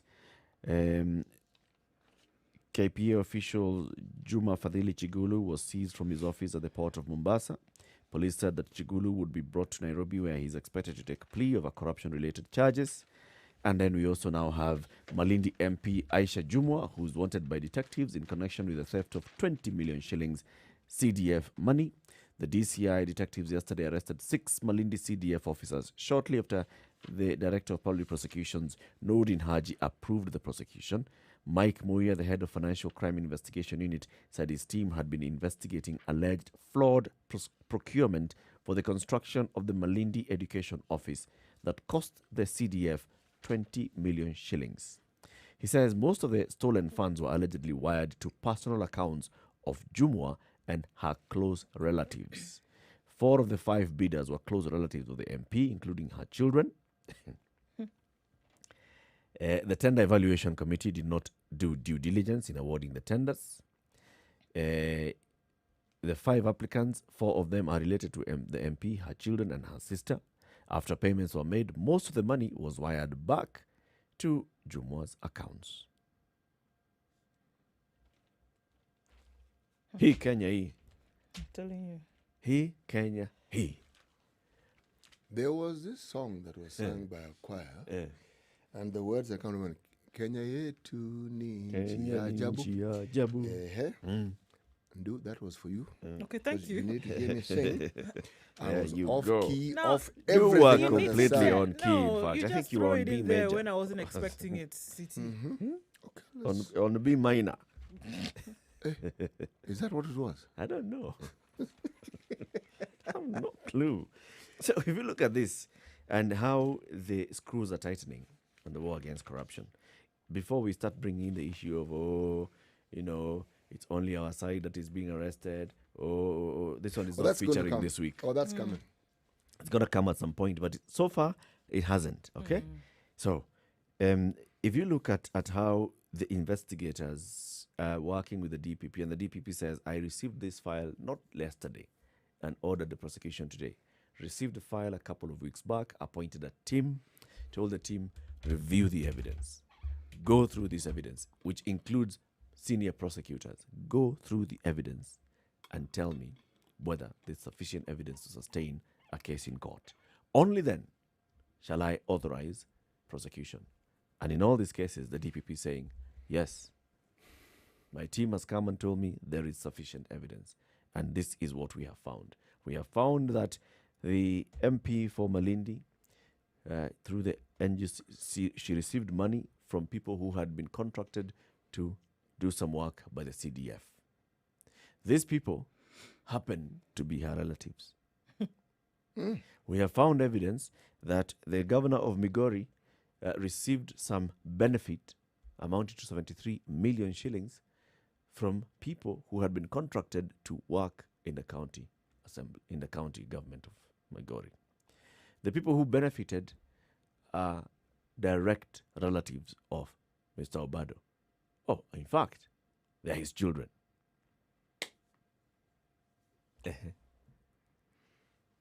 What is of interest, though, since we are looking at the anatomy of this, if you look at the Kenya Ports Authority, a huge institution that mints oodles and oodles of billions of shillings for the country, it has a really interesting history. Okay, page 2 of the Standard begins the history in 1979. Okay, and it says, since 1979, the plum job of KPMD has been held by 14 men and 1 woman. Out of these, 7 were sacked, 3 forced to resign, while 4 completed their terms. Dr. Manduku's trouble tenure ended in less than 2 years. But the person who takes the cup for the shortest time is a gentleman by the name of Joseph Munene. Yes, he was the shortest. He was forced to resign after 3 months. 3 months out. 3 months. And what are the issues? The details are not given, but if you look at what I read earlier on, that some of them were sacked, some were forced out, 3 months, the contract wasn't for 3 months. So this was, I think, the period when he was still, what's that thing called? Where? On probation. Probation. That one. Okay, but what they do is they do mention names of people who completed their terms. And these are John Mturi, Philip Okundi, John Gituma, and Brown Ondego. 4. They completed their terms. It's important to note that the only woman of those 14 is actually the daughter of John Mturi. Yes. She did not complete her term. No, she resigned. See, when you talk about not completing, others were given the option. Was sacked. Yes, thank you very Given much, the option Eric. of Others leaving were by force. forced to resign. She resigned. Forced to resign. It makes you wonder, what is it that happens at the helms of some of these parastatals, especially the ones which are clearly lucrative? Yeah. I think this is where the big merchants of corruption really operate, right? So you find yourself getting this lucrative job, and you are the MD of this big institution called the Kenya Ports Authority, and even the others, like the one we'll be talking to in the next hour, the Kenya Bureau of Standards.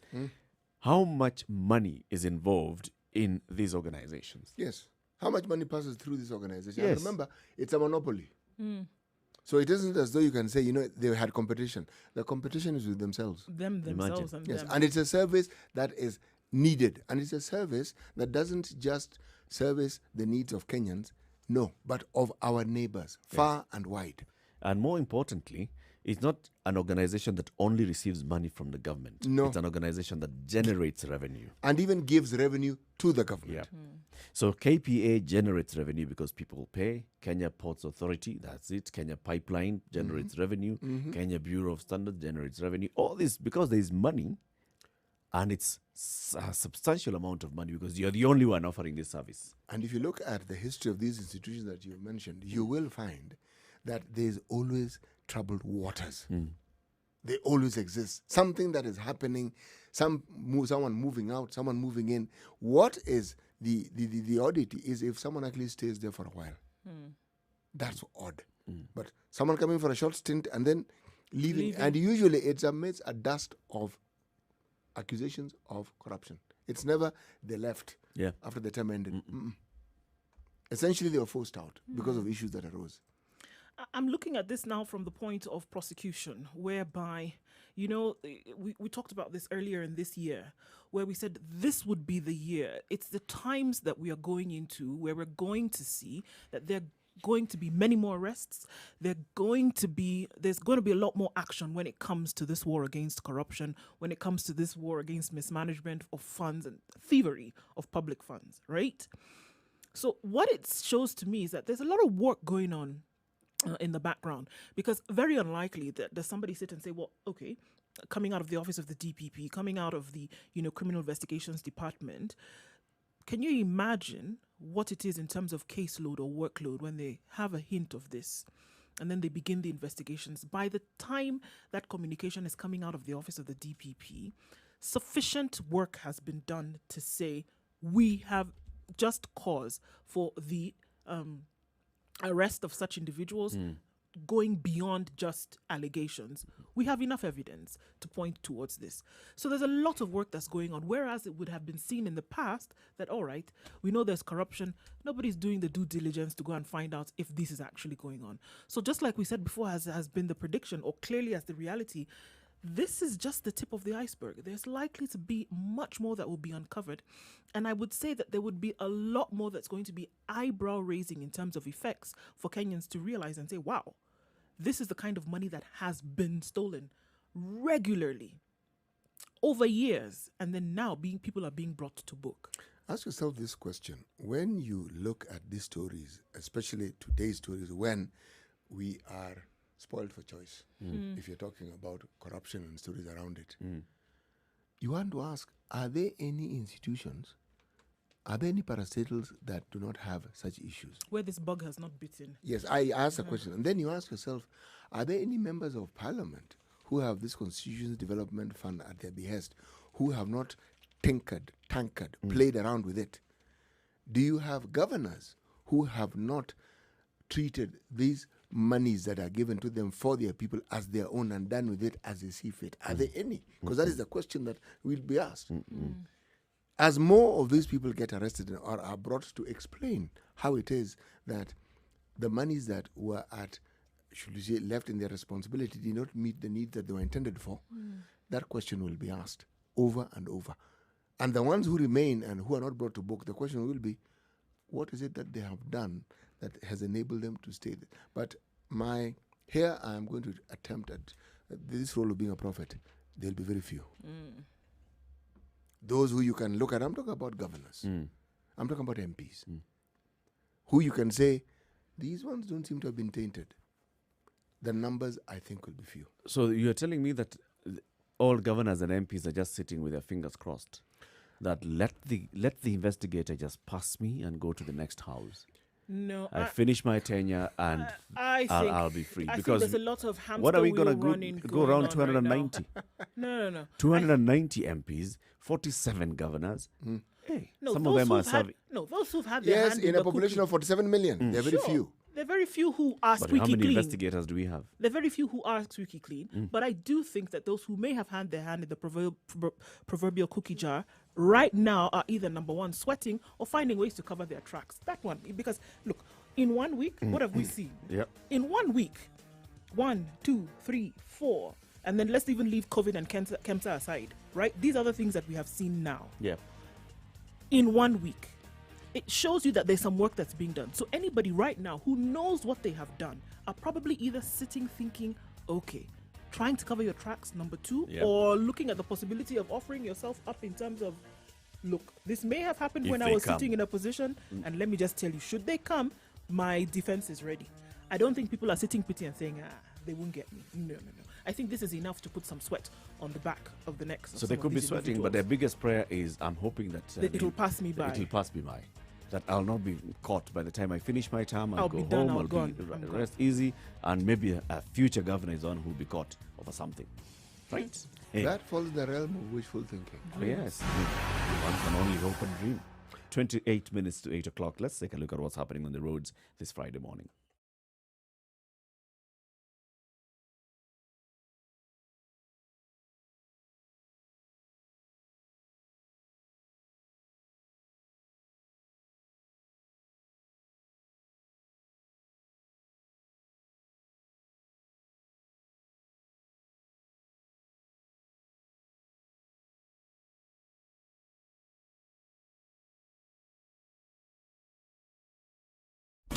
Classic soul, R&B, smooth jazz, neo soul, and nostalgic ballads. Make some noise. You're listening to Spice FM.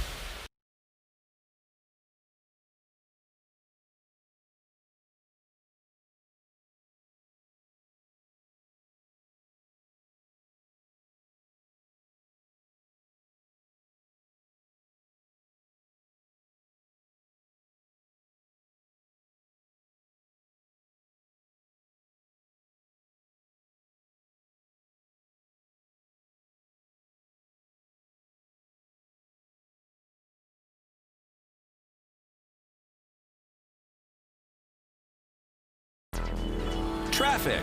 Mombasa Road is actually behaving very well today. Well, okay, Mombasa Road is just stagnant. People on the roads behaving very well today. We don't have much traffic, right? Then heading into the city, you get to Huru Highway and you're going to be stuck for a while, guys. If you didn't leave earlier, you're going to find the mother of all traffic jams there. It's bumper to bumper all the way from Nyeri Stadium roundabout and leads you all the way to Westlands. Part of the road has been closed off, not closed off completely, but reduced because of the work that's going on with the expressway.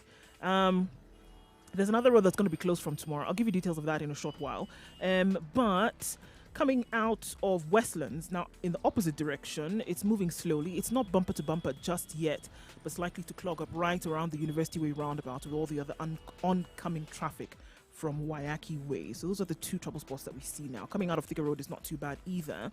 Some outbound traffic, but nothing unbearable. Anywhere else in the city where you see that there is something that shouts out at you, let us know, please. Spice of MKE. That's how you can reach us on Twitter. For now, so far, so good.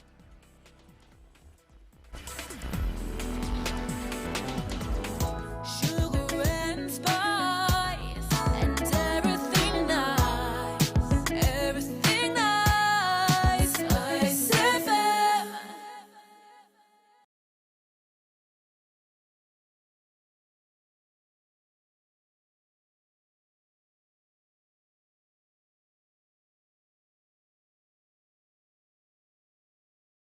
Mature, intelligent talk every morning. Spice up yourself. So we're looking at the workload that the investigators have, all right, the EACC. Unless you convert an EACC and have like 200 investigators working here or so, how many do we need to go around? Look how long it has taken to investigate the matter of Okoth, Obado, and Migori. How long it takes to investigate even the KPA issue with the DCI and the EACC combined. And then we're talking about 290 MPs with their CDFs. We're talking about 47 governors, in fact, more than 47 governors, because there are some governors who only served one term and they left. And there's still investigation maybe that had commenced during their tenure. And then there's a second government in place. And then look at all the state parastatals. Start from KPA, go to Pipeline, go to NHIF, go to KEMSAG. I mean, you've not even started finishing what you are doing before then KEMSA is brought and added onto your list. And then you're told, in fact, treat this as priority. Remember, we had the good fortune of having both the DPP and the CEO of the Ethics and Anti-Corruption Commission in this studio. Yep. And the one thing that they said almost in unison was that they specifically go after high-profile cases. It's not that they don't know what's happening elsewhere. No, you have the DCI to deal with some of those things, and the DCI is everywhere in the country. But they said high profile. It was strategic, meaning people who are known, people who perhaps their decision-making process involves the lives of more people. When you talk of a governor, that's an entire county at their behest, whose livelihood depends on the decision that he and his team make. And governors are powerful people. If you're talking about a member of parliament, and you're talking about the monies given to them through the CDF, again, the decisions they make involve the lives of others. So anything that touches on them, is high profile. Then you talk of parastatals. Parastatals are some of the biggest employers we have in the country. Now, anytime a case comes up, whether it's Pipeline, remember when it's like an entire school of people in Pipeline were arrested on a Friday. Wonderful, tragic Friday. Because of loads and loads of money that seemed to have found its way where it shouldn't have gone in the first place. Now, that was unique. But other parastatals have since followed. Now we've seen the CEO of KEMSA out. But the board has decided this bus, there's room to fit in others. So, under it, of course. So, enter the Yes. health under the bus. Let's see who else is going to be drawn under the bus. But the point is, it's high profile. You cannot ignore it. This isn't a chicken thief story. True. No. How many high-profile places do we need to go to? That's what I'm telling you. There are many. Eric, If you look at all So of there are them, many that are 47 governors are all high-profile. yes, but Eric, you know, it isn't as though you want all 47 to arrive in court. No. You have a plan. You figure, fine, we have 47. Which case can we actually prove? Can you deal with now? Yeah, and we have evidence that any judge will look at and consider to be evidence that indeed can send this person. For you to actually do that, it means that you spend time, Yes. man hours, investigating. Yes. And that's what I'm talking about.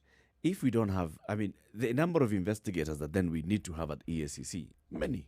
We do. So that we can say in every county we have like 100 investigators who are just pouring through information Actually, and seeing how do we investigate. We don't have those numbers, so you want us to be strategic. I'm not downplaying the need for numbers. Yeah. In this country, there's need for more teachers, there's need for more doctors, Police there's need for officers. more police officers. There's need.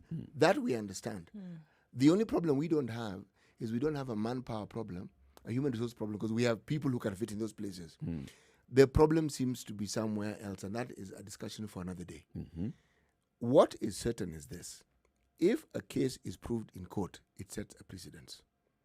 So similar cases of that nature will now have a reference point. It makes the decision-making process easier. Easier. In court.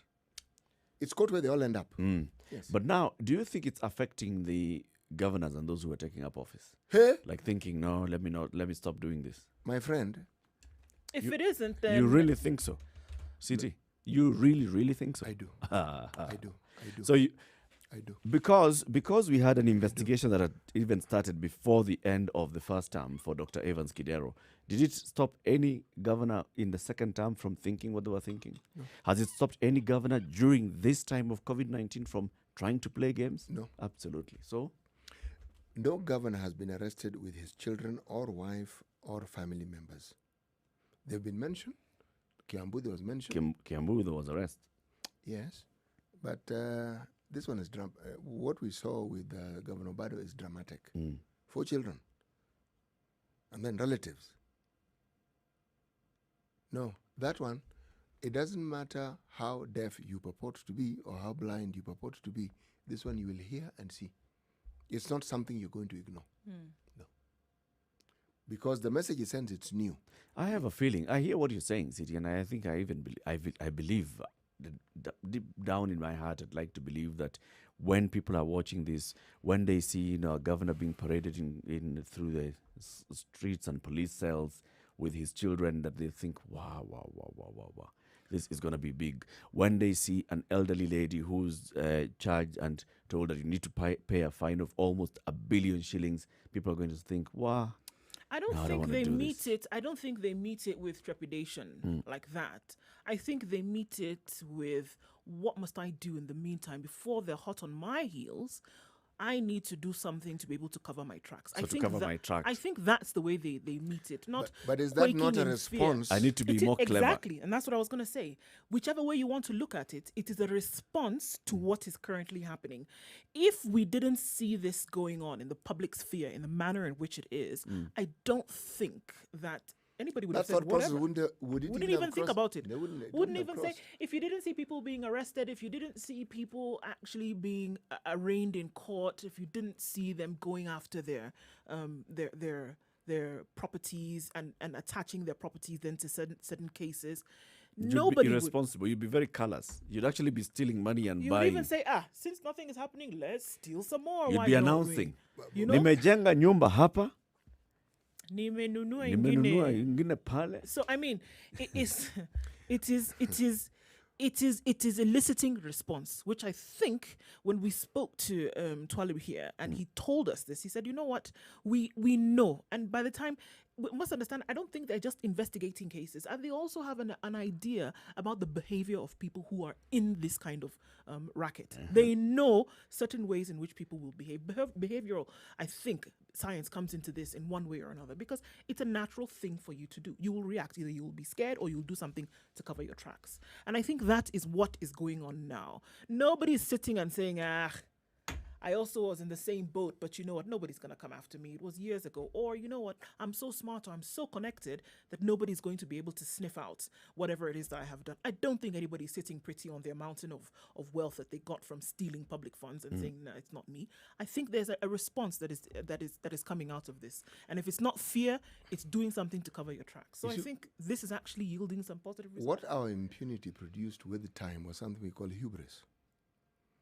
Meaning, it's an overconfidence, okay, combined with arrogance of, and To we do. thank you, Eric. That's the term. Meaning, what do you think is going to happen to me? Yeah. Nothing. So long as I have the money, I have the position, I can do what I see fit. And the norm has been considered to be precisely that. Nothing can happen. Now, if, for instance, you were in Migori today, and you benefited, let's say, through a contract in Migori, Yes. you think you're going to be sitting pretty? Of course you're not. Every other contractor. Do you think you're going to be sitting pretty? Even if what you did was, Was right? clean. Clean. Yes, you think you're going to be sitting pretty? You're not breathing as you normally would because of the fact that you're associated with anything in that county. If you are in the management and you manage money, you manage administrative things within that county, you think you're going to be sitting and saying, oh, let's see how this goes. You most definitely are not going to be doing that. Let's look at other examples of things that happened during the look at this case of Waluke and this, air maze, right? Anybody who did anything around that time, or before, even after, you can't tell me that they, for example, are not sitting and thinking, oh my goodness. Other people who traded with NCPB at the point. Absolutely. They're probably thinking it's Eric, only think going to about be a it. matter of time before they're hot on my trail as well. Yeah. Or what must I do to protect myself to make sure that I don't end up in the same boat as these folks? Anybody who did anything in a different parastatal, for example, whereby you purportedly supplied something and it didn't happen, or you lined your pockets with funds that were not yours. At this point, people are probably thinking, wow, it was 10 years ago, I thought I had gone scot-free, but because of what I'm seeing, the likelihood of somebody now sniffing me out is very high. If you look at the cases, one of the things that has become clear is it's like they've been building it up. Building it up, building it up, building it up, reaching a certain... It doesn't reach a crescendo. The crescendo will be, in my opinion, when we see more arrests, really high profile, and with cases that we are told or reported to us, these are watertight. In yesterday's Business Daily, there was a story of the governor of Nairobi, one Mbuvi Sonko. He chose a different route. He had actually gone to the anti-corruption and asked for a plea bargain. Which we were told again that is possible for you to do. Yes. Come, tell us. We'll have a But discussion. you make the request, Yeah. and the chief magistrate said, okay, you can plea bargain. Now, the amounts which you're talking about were really, really much more than the 73 million. Yep. So you also need to ask the question and say, was this option also open? And if it To is, everybody. other people who might find themselves in this dragnet, are they also going to pursue this option? But remember, we're also told the fact that you seek it doesn't mean you're going to be given. Yeah. And also, it plus- doesn't mean that you're not going to Suffer pay, some have, consequence. suffer any- No. And it also doesn't mean that you may not serve jail time. Yeah. It doesn't mean. It just means that it's an understanding that there'll be a reduction of this. But at the heart of it is you will return things. Yeah. Yes, you will. And you will probably see, if you're sitting in a position of public office, you will probably see There may be that position. reduced jail term, Yes. something, but there has to be some punitive measure There will be. that goes with this. You will not get away scot-free. Hey, 13 minutes to 8 o'clock. Let's take a quick break and remind you about the Kenya Ports Authority information portal, Captain Cargo. So what are we looking at today? So we're looking at standards and the customer service charter, which Captain Cargo assures everybody of. And some of these standards that we're looking at, we're going to take a look now at loading and offloading. Loading and offloading within 1 hour of the train's arrival at the ICD, that's the Inland Container Depot, and the delivery of your containers within 5 hours of when the truck comes in or when the truck leaves. Loading confirmed direct delivery cargo within 2 hours of gate in. And this is what the captain is telling us that you are assured of with these clean, seamless operational procedures. And that is one of the highest standards that they aim to keep. All of this stuff can be found captaincargo.kpa.co.ke.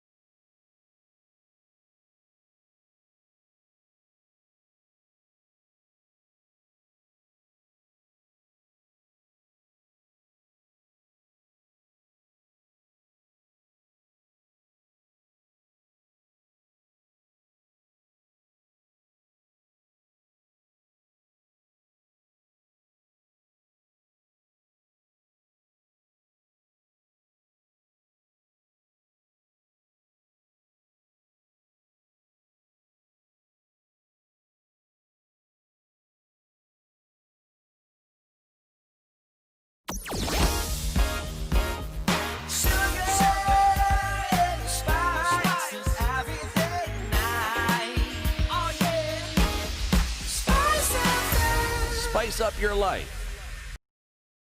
Mature, intelligent talk every morning. Spice up yourself.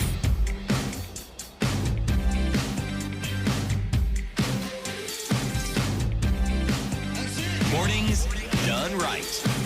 94.4 Spice FM, Nairobi. This conversation.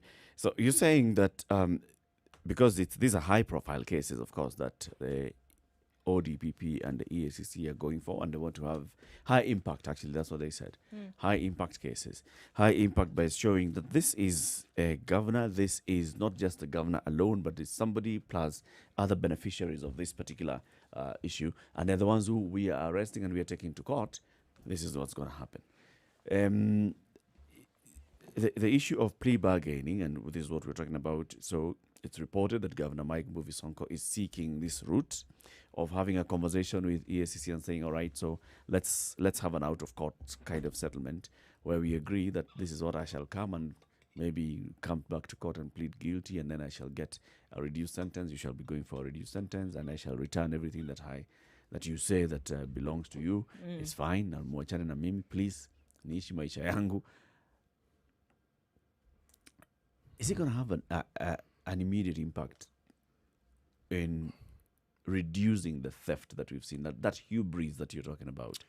The kind of thing that where we got to a point, it was clear that people working in county governments would come to these real estate developers and say, so uko na nyumba ngapi? Nataka tatu. Let's go downstairs. Opens the boot and says, here's your money. Hand over. In gunny bags. And it's very clear that this is clearly stolen money. And the person does not even have any qualms. Register it in my name. Look, let's be honest. I think that this hunger that people have for wealth or whatever it is that is beyond what you're able to get at with your regular day job, as it were, is actually quite high. I don't see that just because some of these cases have come out, people will necessarily stop. I see that it will make people become a little bit more careful. I think that people want to try and cover their tracks a little bit more. I don't see that it will kill that hunger for, ill-gotten wealth. I don't think so that it will end it immediately. I do, however, believe that those who are coming ahead will think twice before they stick their hands in the cookie jar because of what we're seeing. And I think what would make that even, a little bit more grounded would be if we do see sentencing, some kind of action that is in one way or another injurious to your future. That will also make people think twice before they stick their hands in there. You know what is even significant, and you are absolutely right, is when you consider the effects of impunity, because that's really what we're discussing here. What we are now seeing presents an opportunity to pause. And that's what wasn't there before. People were just steamrolling ahead. Just go. Yes. go. You didn't even think, it didn't even occur to you. Yeah. And also, remember, with money came this feeling of superiority, hubris as I called it. There is a very famous study, it even won a Nobel Prize. It's called the Dunning-Kruger. It talks about, it's a psychological phenomenon about illusionary superiority. The culture that we have grown in this country has been one where when you have money, you are better. That's what it seems to speak to you. When you drive a big car, which represents you having money, you are definitely better. If you have a house which is the size of a school, then you are most definitely better. If you have all three, then goodness gracious me. Who can touch you? Because how then do you explain a situation where people actually very openly, very conspicuously show the consumption of their questionable gains? How? Because, again, you are superior. When you're superior, how can anything happen to you? When the people handling it are these minions, people who you can buy off and people who can do also. How? Now, what this does, it causes you to pause and to ask yourselves questions. And those who engage in such things, it also causes them to pause and ask questions that ordinarily they would not ask. Now, that is what begins this journey of unraveling and winning back the things or the values that we've been talking about. And that's why yesterday, I may sound like I'm a little harsh on the church, but when you have a situation where your voice has been dimmed by others, an alternate morality has taken core at the heart of the people who you serve and who you're supposed to lead, you are doing something very wrong. Your voice should be the loudest, and it must be done that is heard above every other voice. If it isn't, There's a problem. We have a huge problem. Because you can tell where people are going to go. And then what you're going to have is people who pay lip service to what they're supposed to believe, but they don't live the life they're supposed to live. And this is what we see. All these people being arrested, if they subscribe to the Christian faith, you will find that they are ardent church attenders, church goers. Of course. Ardent. And they contribute. They have Significantly. They have a seat in church, and everybody knows that you don't go there. But there's still this overarching desire by people who may have just gotten into those positions who say there are others who benefited hugely from being able to, get public funds. I also want to be part of that. And I think this is what will dissuade a lot of people from going in that direction. It might dissuade those who are coming in the future. I do think that there's some people who are going to pass through the net and not going to get caught. That's for sure. And that's quite unfortunate when you think about the billions that may have been stolen. There's some people who will not, get caught. But I think this is a warning sound, the warning signal that has been sounded for those coming ahead. Understand that this essentially is what would happen if you decided to do something like this. Now, you're not willing. It would be great if people went in clean of heart and decided to do their job clean. But now what this is doing is that it is forcing people to think that way. It would be nice if you went in with all your morals, upright. But now, for fear of either being caught, for fear then of being prosecuted, you will then have to live along some kind of moral ruler.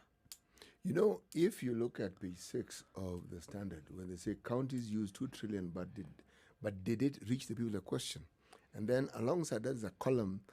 The last bit of that column talks about the absorption rate of the money that these counties get. Absorption means money is intended for certain purposes.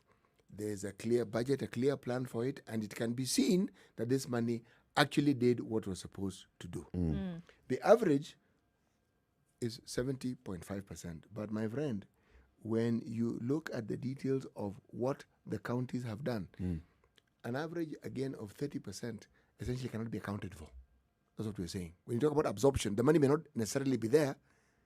Some cases, the money is actually returned. Returned to the government, to the treasury. The question we asked yesterday, were we ready for this devolution? Okay. The question that somebody may ask, can we expand our capacity for stealing so that the absorption rate is actually just 100% instead of the 70? Now, that's dark humor, but the truth of the matter is this. At the end of this discussion of the trillions and the billions, there are people whose lives are supposed to be changed for the better. They're supposed to get better schools. There's supposed to be better health care. There's supposed to be better security. There's supposed to be better welfare plans for the future, social plans. Now, this is what they don't get. So it isn't just what they're being accused of. Eric, you know my favorite theme, crimes against humanity. Crimes against humanity. Even as they're being accused for theft and graft, crime against humanity. Because there's what you did ended up costing Yes. a life somewhere. Lives. A livelihood somewhere. Yes, and it will do so for some time. It'll have a huge impact on people. It will. It will.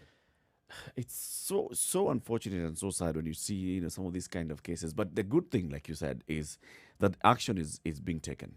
Yes. People doing it so blatantly and using your relatives. That's the other thing about us. Thieves don't have trust. You can only bring in somebody who's close that you can control. This is your child. This is your sister, who is your younger sister, who you are sure. As soon as the money checks into their account, they're going to transfer it into your account. Don't even keep it in their account. Eric, think about Surely. it. What sort of nonsense is this when even the parental safeguards that people are supposed to have goes out of the window? Out of the window. It is sold. We are doing it for the benefit. I mean, I'm doing this for you. That's why. Good morning.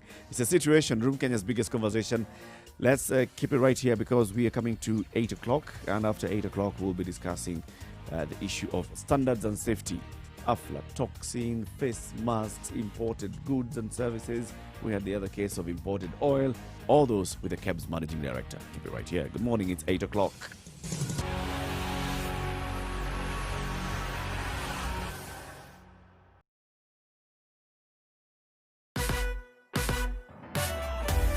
Sugar and spice and everything. 102.5 Spice FM. Kisumu. Okay, a couple of accidents up on Gong Road today. Not affecting traffic as such, but you need to approach with caution right around the junction entrance. And then coming down towards the roundabout at the city mortuary, you shouldn't have too much problems there. We had some issues coming off of Mbagathi Way, but it's okay now. The problem that we see today right now, though, is on Huru Highway between Nyayo Stadium roundabouts all the way to Westlands. And we know that on Huru Highway, just at around Huru Park, there is a problem today. Big problem, guys. And that's traffic going to be affected probably for the whole day. So that's where you need to approach with caution. If you can use an alternate route, it would be great. Coming off Figure Road into the CBD, however, is looking good. Mombasa Road, we have some clog-ups, but should be fine in about an hour or so. You can talk to us as well, Spice FM KE. That's how you can reach us on Twitter.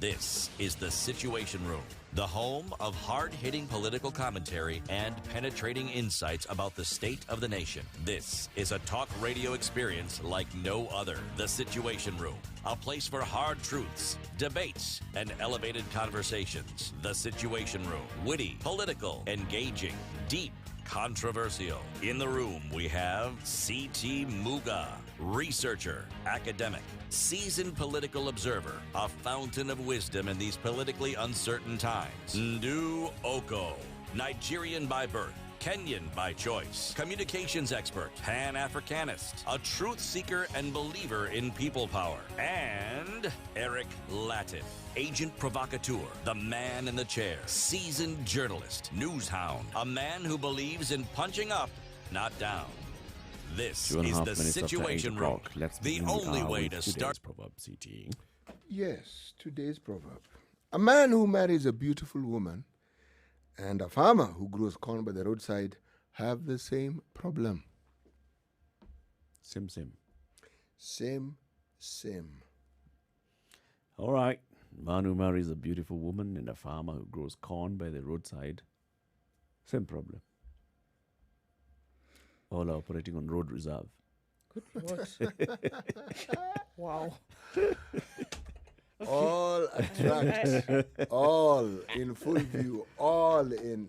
Take your pick. All right then. Okay, let's talk about standards now, shall we? And we, every time we talk about standards and especially importing of goods, right now during this fight against COVID-19, everything has to. We've been hearing the word, the name cabs being introduced.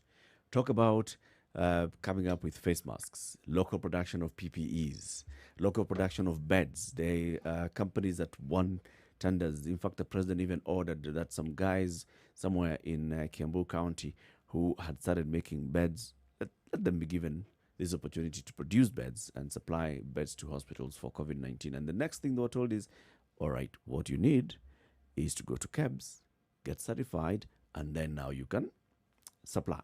So every time we talk about all these things, we talk about KEBS certification. When you hear about market raids, the other day there was a raid in the supermarkets of some certain brands of maize meal because they had not met some certain standards.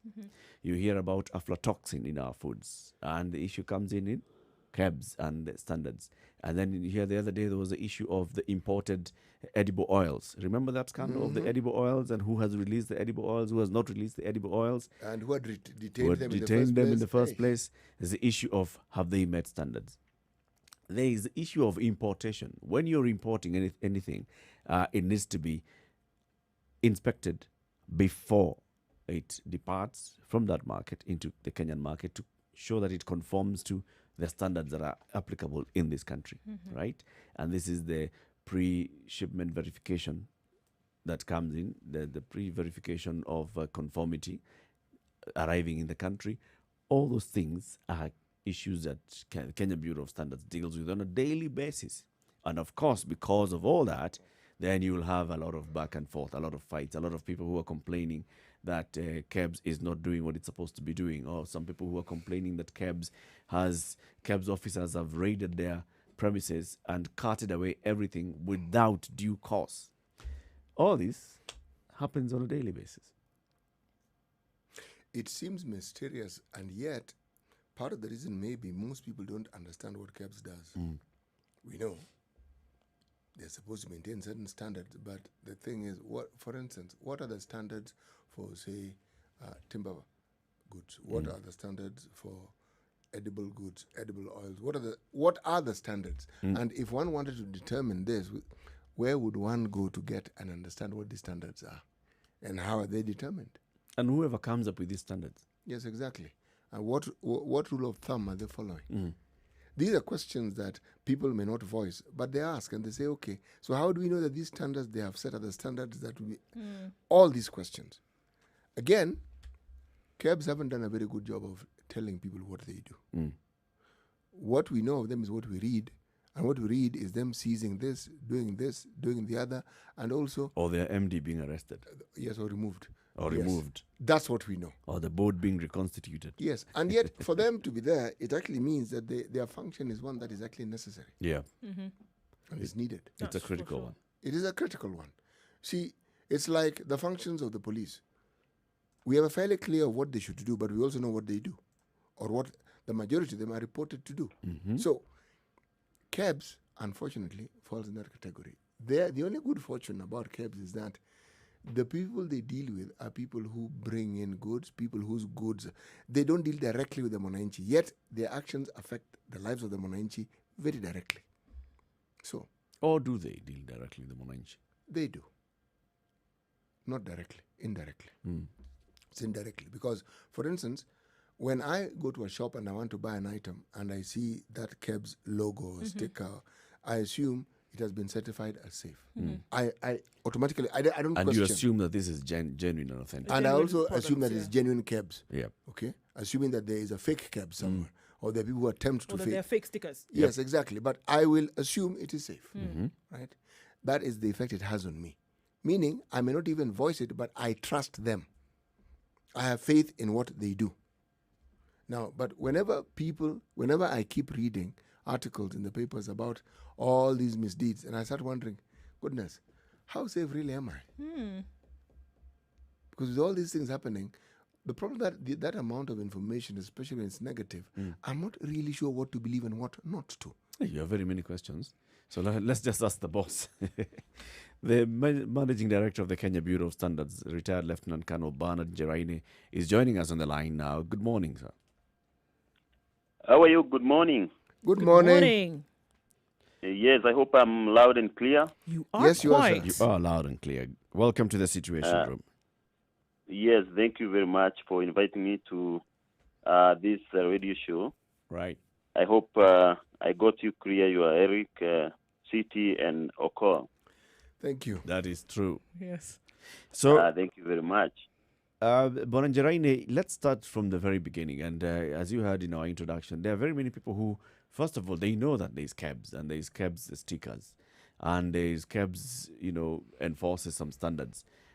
But just give us a quick explanation and a description of what KEBS actually does. Okay, thank you very much for inviting me to this radio talk show to discuss the topic issues that affect the public. And what you've said is, and have listened to your discussion, I want to maybe say in a very brief way what is our mandate. And our mandate is development of standards.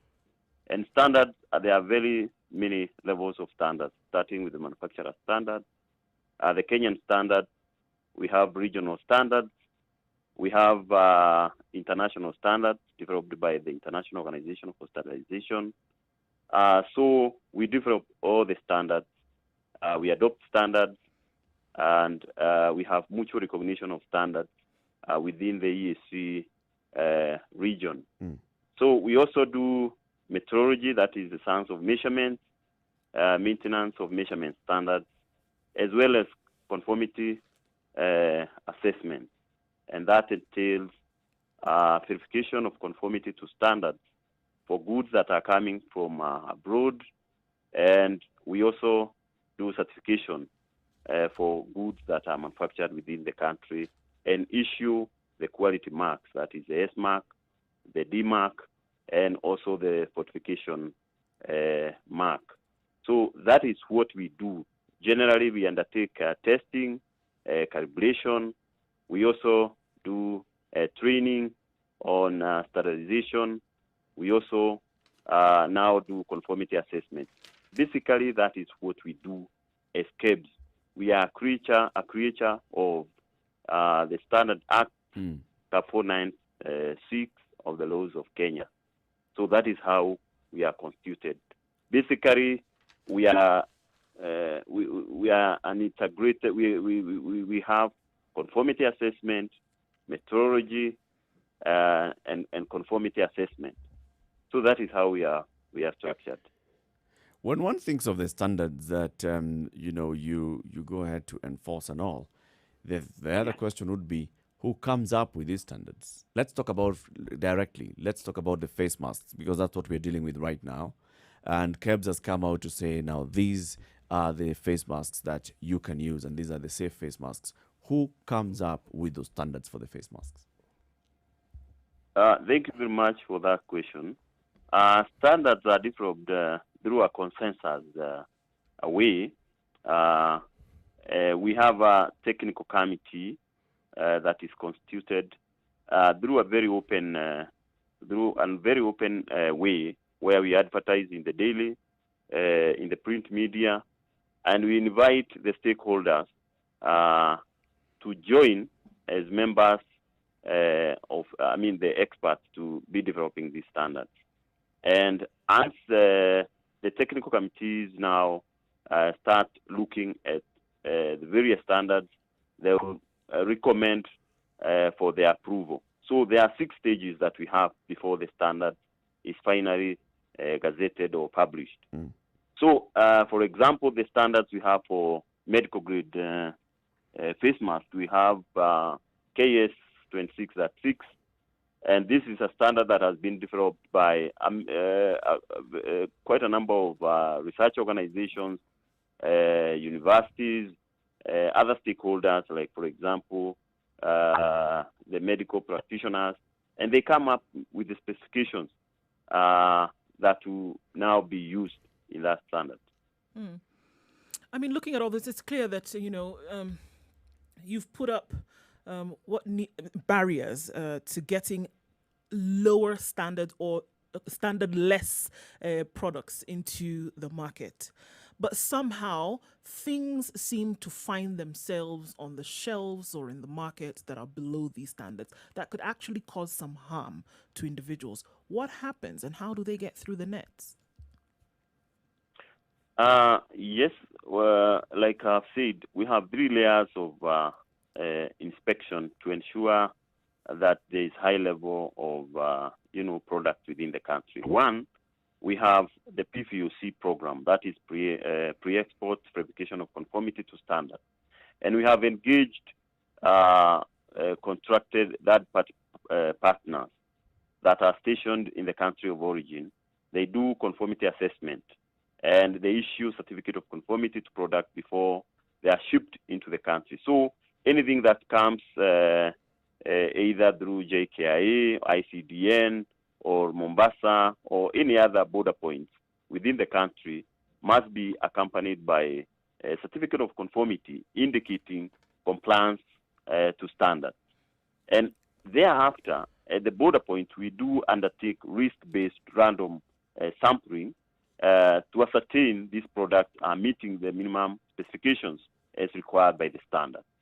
Thereafter, when they go now to the stores, the supermarket, we have market surveillance department. So our people, officers, would go to the supermarket, pick products randomly, and bring for testing in our laboratories.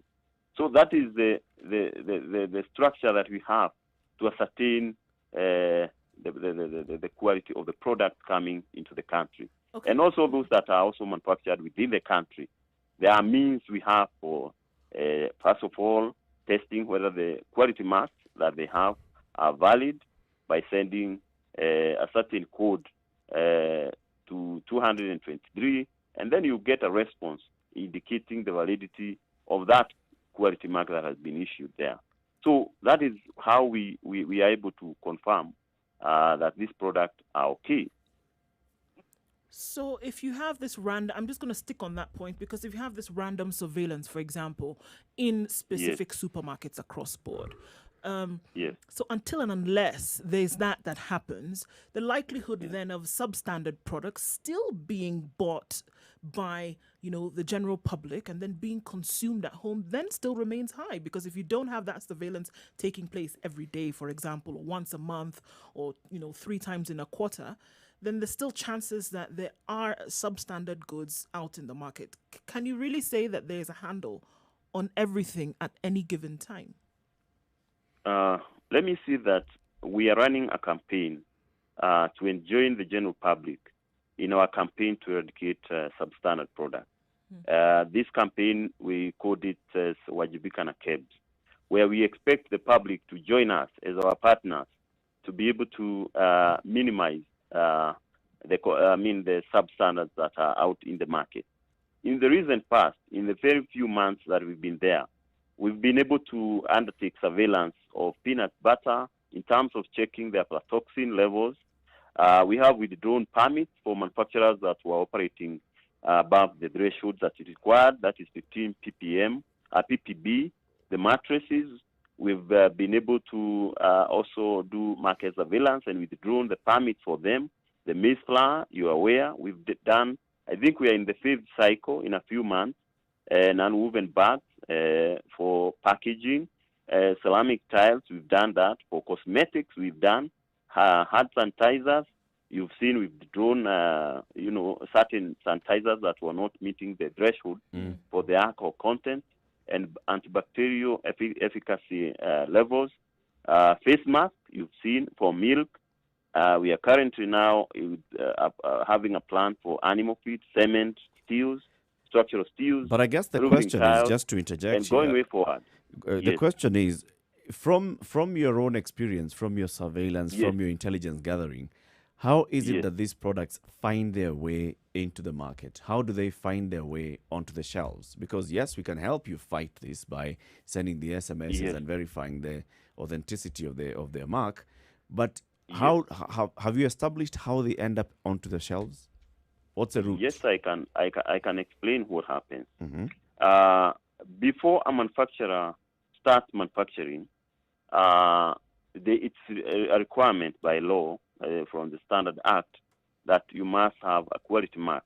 So we do what we conduct a product certification scheme that require manufacturers to establish quality assurance controls as defined in our scheme of supervision agreed between ourselves and the manufacturer.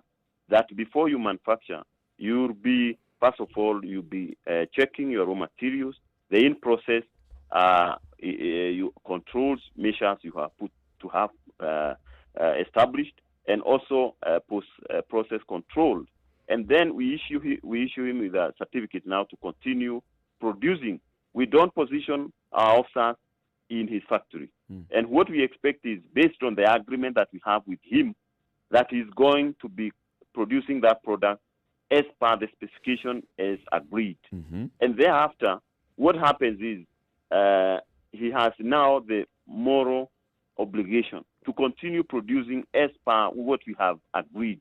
And the only way we can now confirm that he's producing is occasional, random, and surprise visit to his establishment and find out whether the products we pick from the market are conforming to that. And that is what we've been doing in the recent past. And you've seen that we are really aggressive in terms of withdrawing products that are not conforming to the standards. That is how it works. But of course, there will be few elements. Sometimes manufacturers, because the profit sometimes is in cheating, they will not put the critical parameters that is required. For example, if you come to edible oil, you find there is a requirement that he has to fortify with vitamin A, because out of a study that was done, it was established that there's a deficiency of that vitamin within the population, and the vehicle that can be able to transport or contain that element is the vitamin A, because it's a soluble vitamin. So there will be people who will be cutting shortcuts, but we are soon going to get them, and we are doing it. Because once we withdraw your permit, you cannot continue manufacturing, and your reputation really goes down. Are there instances where you've done the market surveillance and found products on the shelves that whose manufacturer you don't even know, or whose manufacturer has never come to seek for certification from you? Yes, surely that happens. There are manufacturers that operate without the S mark, the standardization mark. But what we do is we seize the product and we take them to court. This is common. But again, we are working with the associations. For example, Kenya Association of Manufacturers. We are working with the Supermarket Association. We are working with many stakeholders to try to educate the people the need to have the S mark. Remember, we are now having an integrated EAC integration, and the Common Market Protocol requires that we mutually recognize standards from the region. The only way we can increase our market, population is to also get the S mark so that we can sell in our neighboring countries because they recognize our quality marks. And that is why we urge the SMEs to get the S mark. Beyond this partnership that you've mentioned, what other ways does KEBS, or what other means does KEBS have at its disposal for ensuring that the general public are informed about all these things that KEBS is all about? Well, we have a very active Facebook, Twitter, and we are occasionally advertising this in the print media. We want to intensify these campaigns through a radio show like what we are doing today to educate the public the need to, first of all, check the quality mark on the product they are procuring. That before you consume something, it is good you look at the label and confirm whether there's a KEBS quality mark in that. And above that, you should be able to check whether the number there is valid in terms of when you send the response that you get confirms the date of manufacturer, who is manufacturing, all the details will be captured in the response that you'll be getting. So we are trying to reach out as many people as possible to understand the need to ascertain the level of quality of the product that they are buying. But from what you've just said, Yes. we have a very small percentage of Kenyans who have access to social media. And they don't, yes, it's a very small percentage really, compared to those who Yes. don't have social media. How often do you use radios, for instance? How often, you're going to mention TVs, again, a very small number of Kenyans actually have access to TV. The one means of communication that many people have access to is a radio. How often do you use radio?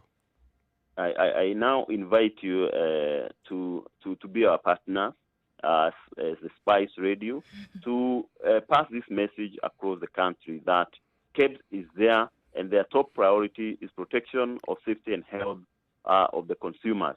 That is a message I would like you to pass across, that KEBS is there for them.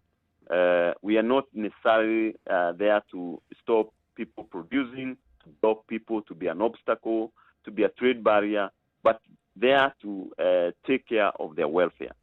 Okay, I mean, just now from that, you're talking about being there for people. A couple of months ago, we saw, what was it, Eric? Chewable Mirror Yep. or something like that.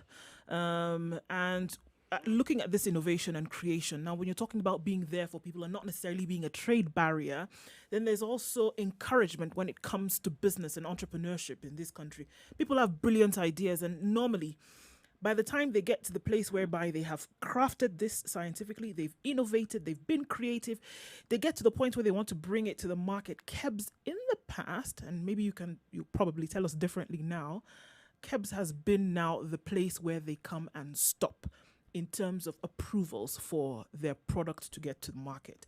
Do you envision KEBS being a partner in business in this country, whereby beforehand you let people know what the standards are, what are certain things that you're looking for, partnering with businesses to make sure that yes, they come up with a product that meets all the standards, but at the same time encouraging more and more to be innovative with products that can be used in country?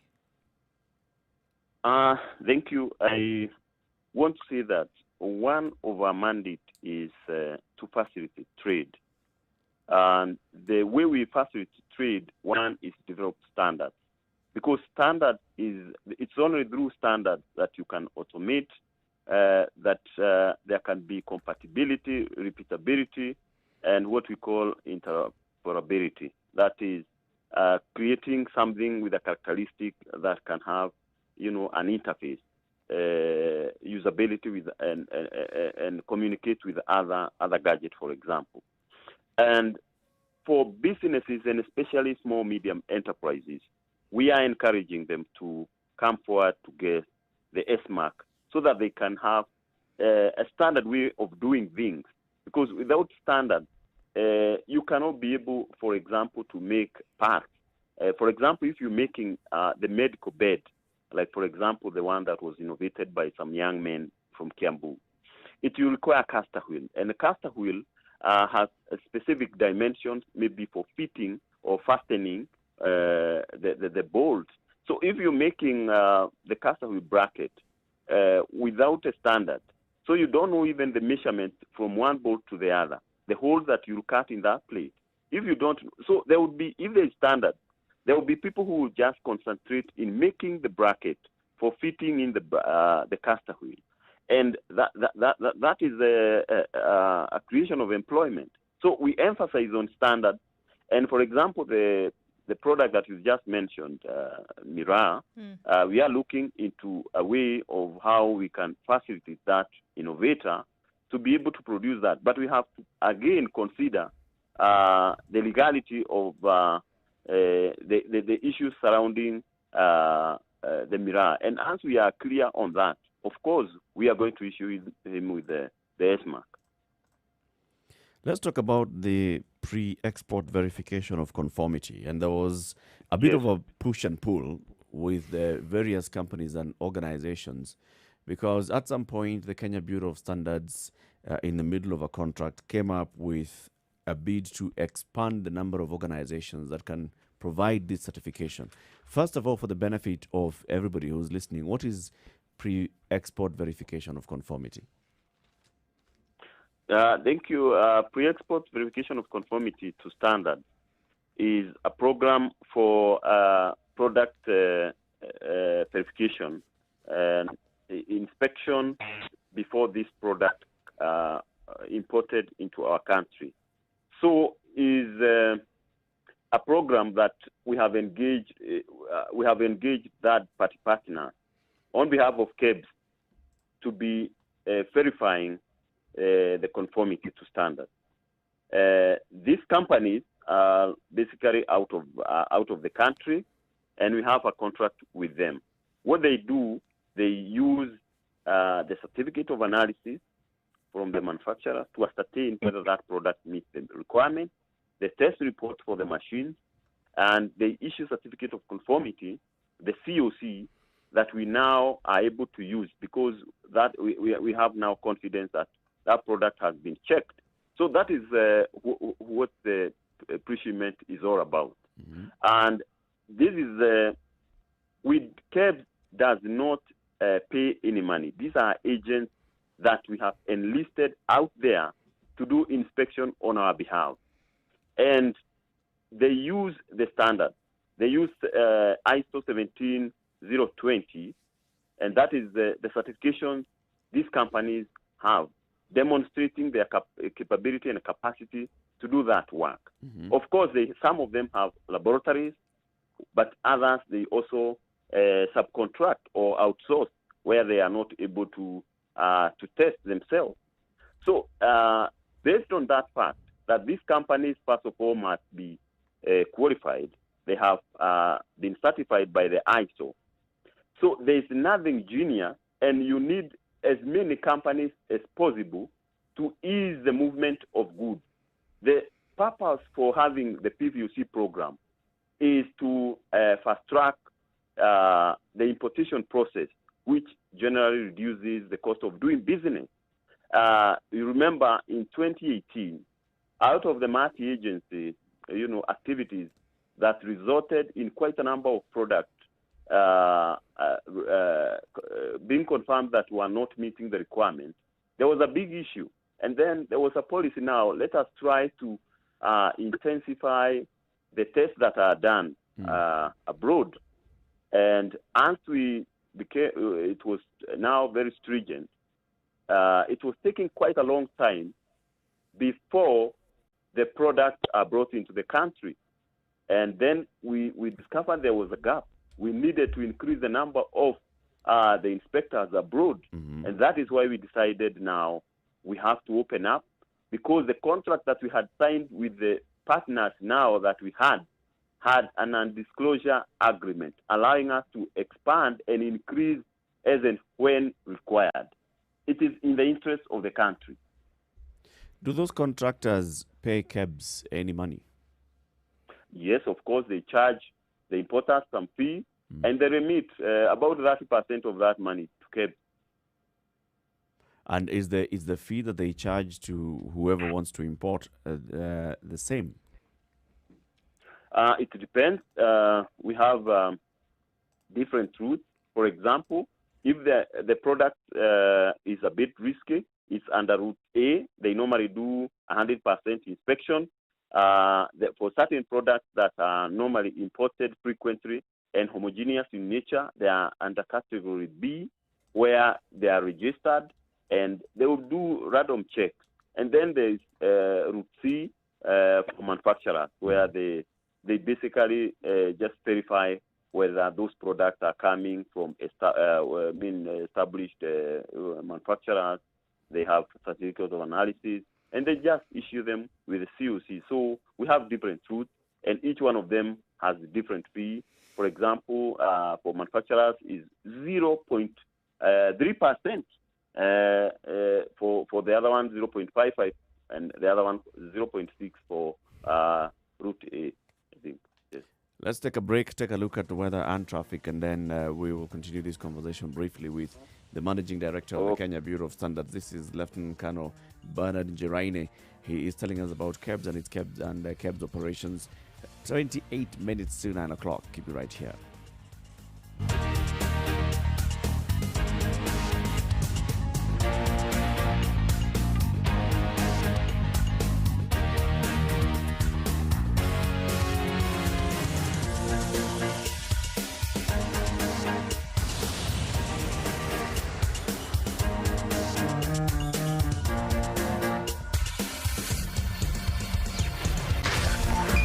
Spice FM, Nyeri. All right, it's warming up in Nairobi. The sun is peeking out through those clouds. Partly cloudy conditions only in Nairobi at 16 degrees. We'll see highs of 24, and there's a chance of rain in the later part of today going into the weekend. It's mostly cloudy in Nyeri at 16 degrees, highs of 22 and lows of 13. Also predicted to be a wet afternoon there. Sunny conditions in Nakuru at 16 degrees, going to highs of 23 today, and showers expected later. It's mostly sunny in Eldoret at 15, highs of 21 and lows of 12, with thunderstorms forecasted for the afternoon. It's going to be a rainy day in Kisumu this afternoon. It's mostly sunny at the moment at 21 degrees, and in Kakamega 19 degrees and mostly sunny, highs of 24 and lows of 15 with a chance of rain later on. It's mostly sunny in Mombasa, and it's going to be full-on sunny in the afternoon, highs of 28 and lows of 23. Malindi will be partly cloudy throughout the day, highs of 28 and lows of 25. We'll take a look then out into Kampala, where it's 20 degrees and partly cloudy. Chance of thunderstorms later with highs of 26 and lows of 18. Dar es Salaam, shallow fog throughout most parts of the day, going into only partly cloudy conditions later with highs of 31 and lows of 22. In Joburg, it's mostly sunny at 11, highs of 23 and lows of 11. And finally, for now in Lagos, it's 25 degrees and partly cloudy, highs of 30 and lows of 23.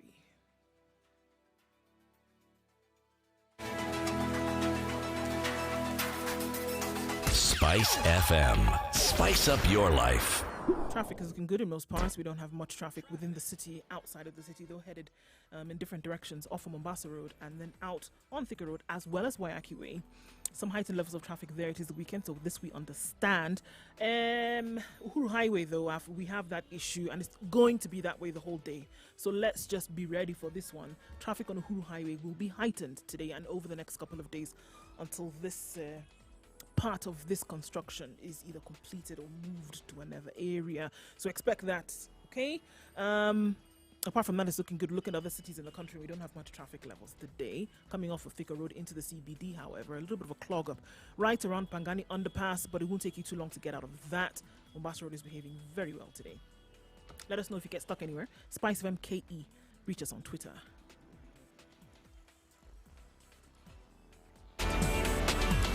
Spice FM. Spice up your life.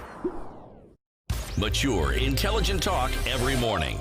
Spice up yourself.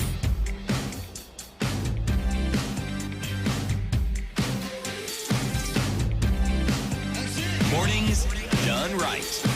94.4 Spice FM, Nairobi. 24 minutes to 9 o'clock. We continue our conversation with Bernard Njiraine, the Managing Director of the Kenya Bureau of Standards. The Kenya Bureau of Standards is one organization where when things go wrong somewhere, you'll hear people talking about KEBS. That's the point when they'll say, where was KEBS when we're having aflatoxin? And especially when it comes to food stuff. And that's what we want to now talk about, Bernard Njiraine. When you talk about, Yes.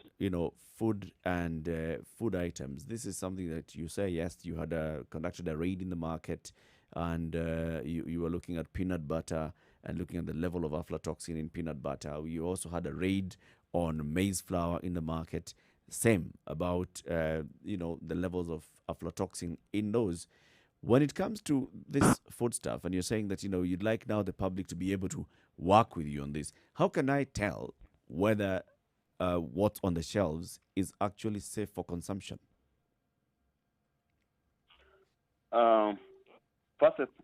First and foremost, I want to assure Kenyans that Kenya Bureau of Standards is committed to ensure the level of safety of the product they are consuming is high.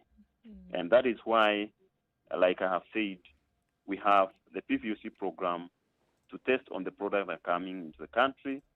We have our officers at the border point, again, doing random checks on this product to confirm that this product of right quality. And we have our market surveillance department in the lookout, going in supermarkets, in the stores, picking up this product to take to our laboratories to test and establish whether they meet the requirements. Like I have said, we have certification scheme that requires now manufacturers to produce as per the agreement. Mm-hmm. So, And but as a all these consumer, products, just a going straight into consumer- the answer to this question, as a consumer, how can I tell? the first thing that a consumer should check is he should check whether there's a quality mark, KEBS mark in that product. After that, he should read a number that is underneath there. That is the permit number. Mm-hmm. If you check that number, you're supposed to. If you send that number to 223, you are going to get a response, and that response is going to indicate the validity of that product in terms of the manufacturer and other details that are there. If it fails to give you a response, unless there is a system failure on our side, then that product is not certified. And that is the first step that we should now, try to see whether that product Is this number given to a manufacturer or is it given per unit? It is given per product, not that every product has a unique.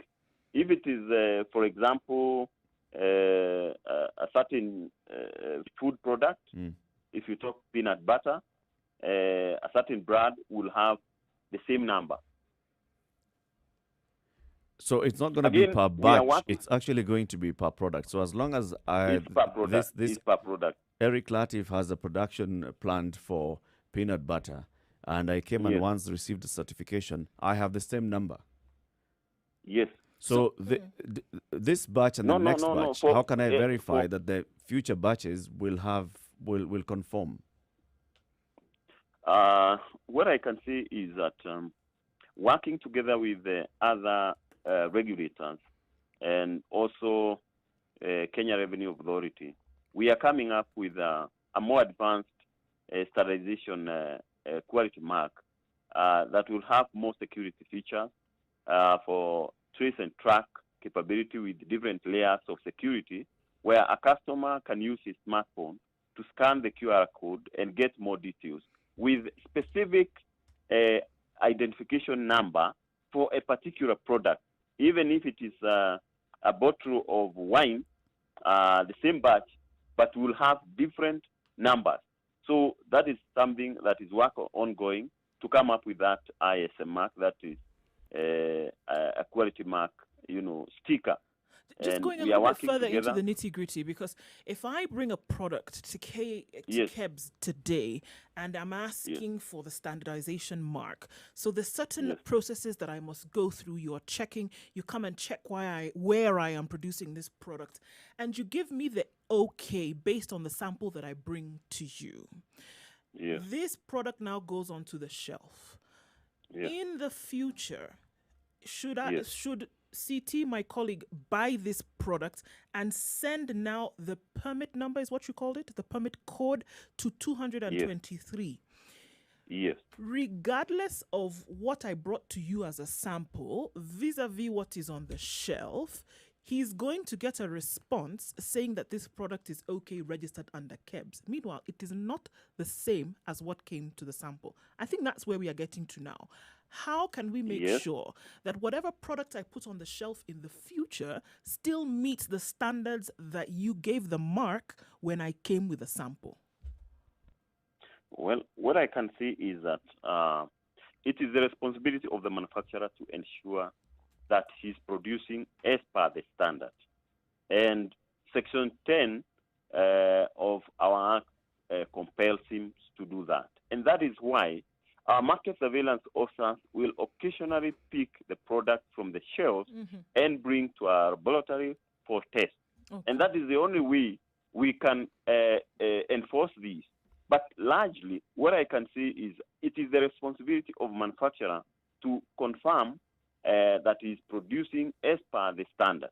Again, you have to look at it this way, that the manufacturer's intent is to increase his market base. Yep. Of course, if he produces a poor product, of course, he's likely to lose the market.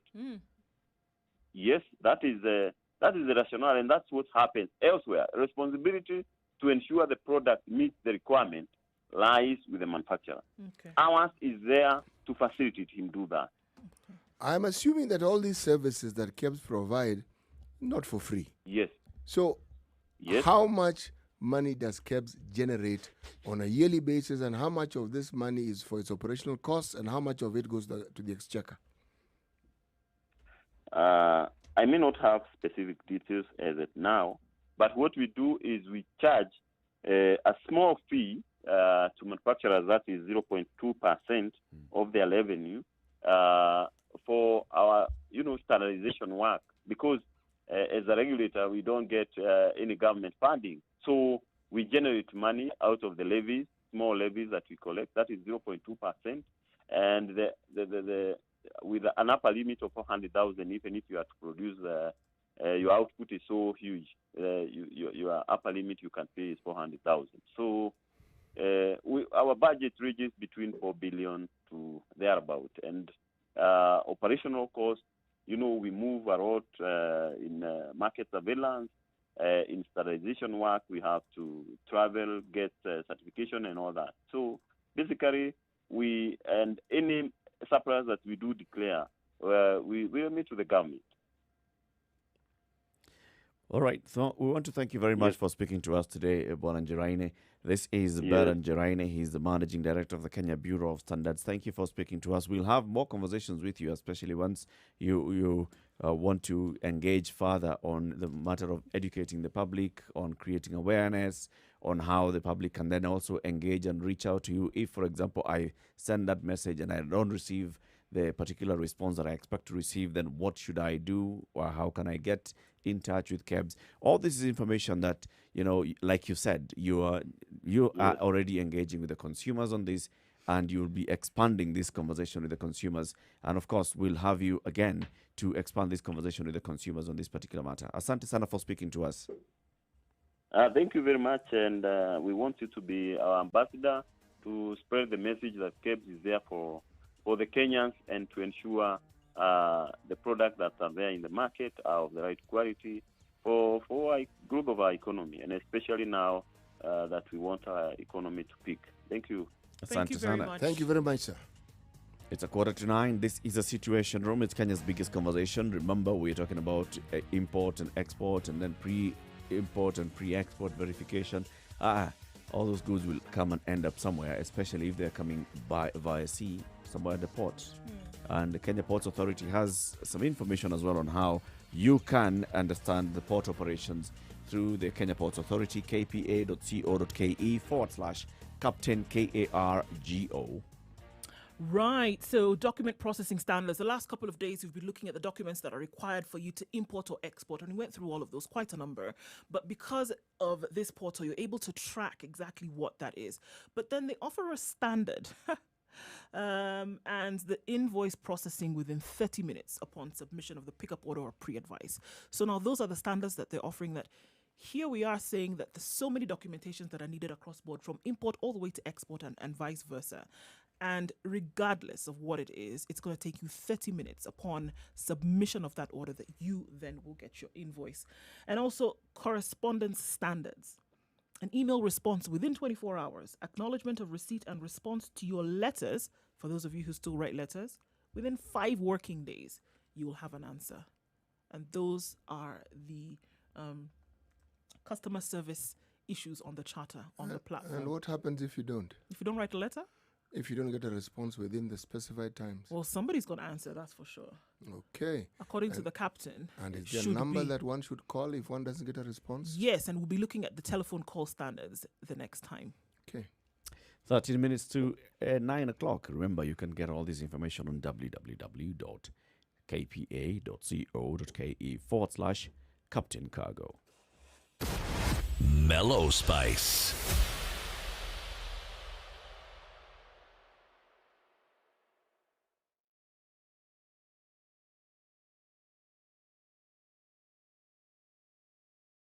Sugar and spice and everything nice. Everything nice. Spice it. Spice up your life. Mature, intelligent talk every morning. Spice up yourself.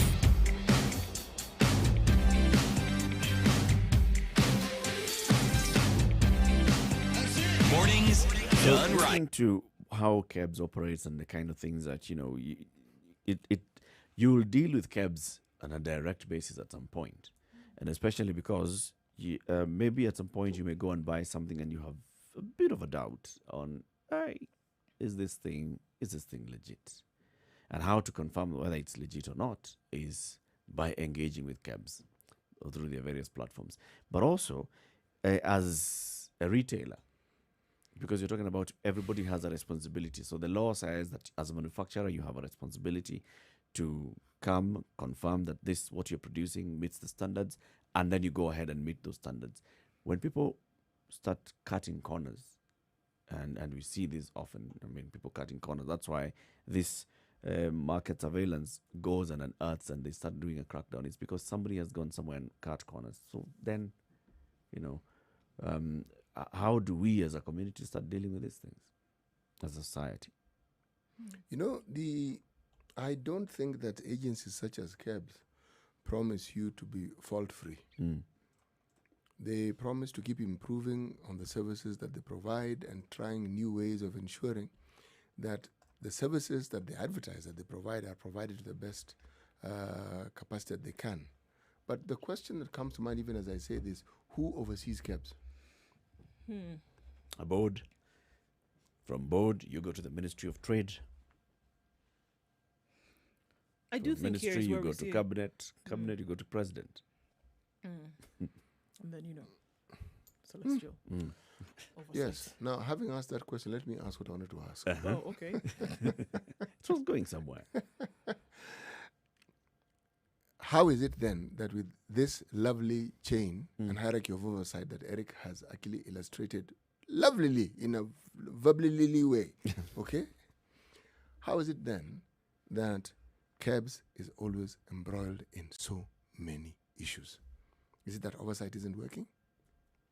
Is it that they choose people who are not fit for the job? Though this I doubt. People who are chosen are fit for the job. So what is it about the institution? Because a lot of what one reads about cabs in the papers, it's not that it's what they do, but what you read tends to be it leans more towards what is negative than what is positive. Yeah. Yes. It's more of the negative. It'll come up in the headlines, oh, this MD has been kicked out because of something involving some multi-million shilling scam, something that they were supposed to have done. And then you also start to hear the internal politics of this, where certain forces are influencing the removal of a certain MD.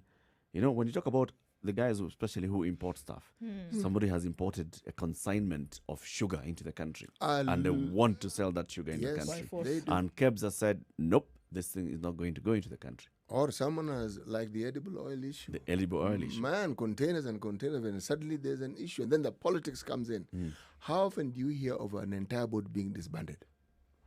Being told, Step out. yes, board, all of it, in its entirety. Hence my question. Yes. What do you think happens? What I think is that whatever supervisory powers the various arms of government have been given, when it comes to KEBS, they don't apply it. Cross-board. No, they don't as often as they could. Because if you do, all the drama that we see wouldn't arise. When you look at all these things, the boards are political appointees. Yes, they are. Direct Yes. political appointee. Yes. And then the management is appointed by the board, which is a political appointee. That means the management is a political appointee. Yes. Should we change this, especially for these key parastatals, and say that there shall be a proper recruitment process which involves the public, and the public, there's a way in which this board is actually selected. Transparently competitive, so Yes. that you have an idea, or you may do so, but let the appointing process be done by what you call an independent An body. independent, yes, a third-party independent body Yes. that looks at, all right, so what do we need? What capacity do we need to inject into this board? Is it audit? Is it financial management? Is it understanding of the industry and the sector? Is that it this board marketing? Is it marketing? whatever? So whichever this other third board, that body is looking at how to get people on board. Because what we see with boards is this is where the president and ministers reward their cronies.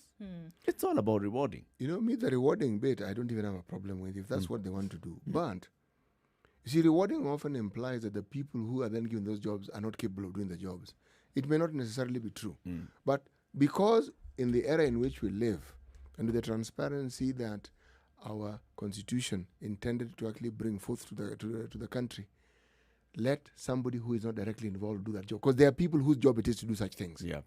They headhunt, they do that. So you now know, because they have a reputation to maintain, they are unlikely to bring their own set of people whom they like for their own benefits, because it could kill their business. It could completely kill their business. Yes, and you that's not look what at, they want. Look at some of these people who are appointed to these boards, and you wonder, so what is it that they're bringing into this particular board? A chairman of a certain board, for instance, you ask yourself, all right, so this, they have some level of expertise in management or something, but what exactly is it that they are bringing onto the board? Given what this particular... Organization does. Yes, exactly. You have to ask.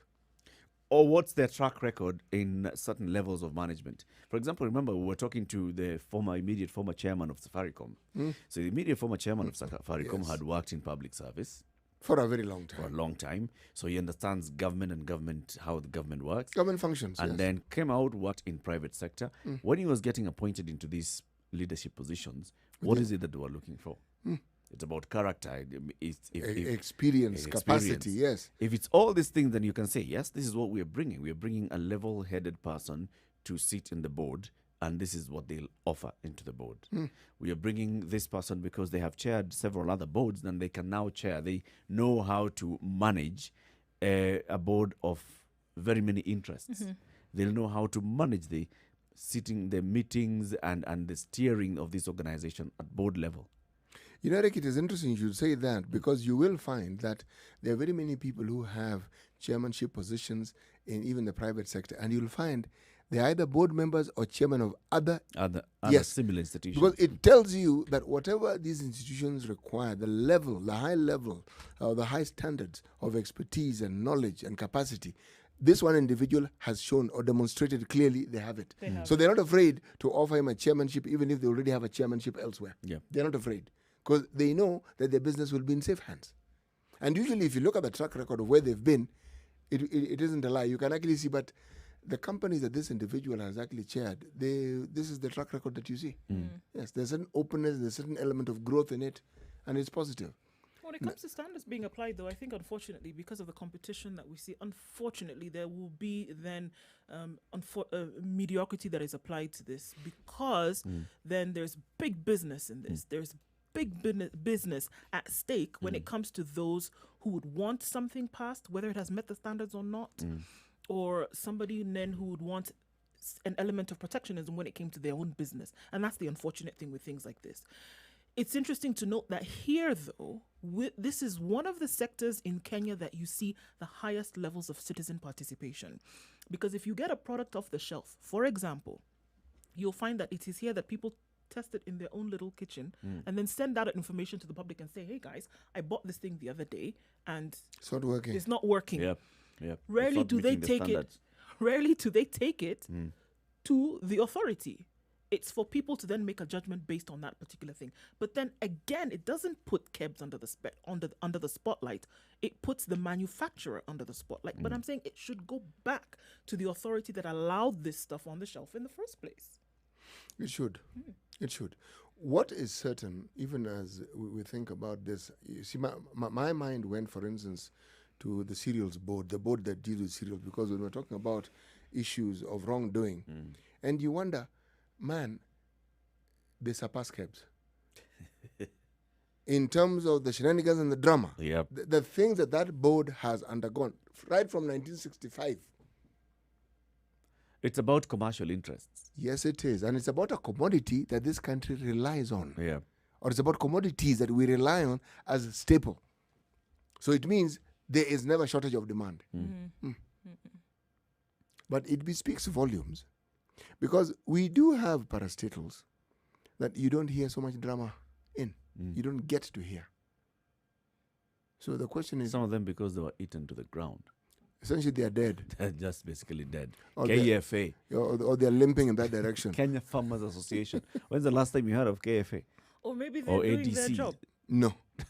Or maybe some Have that are no doing job. You know, we're going Some to that ask are you, doing we're their going to job. ask you to give us an example of that one shortly. the cowro. Well, Cowro. yeah, I'll true. give you that example True. for sure. Those guys are And getting what's the their job again? done.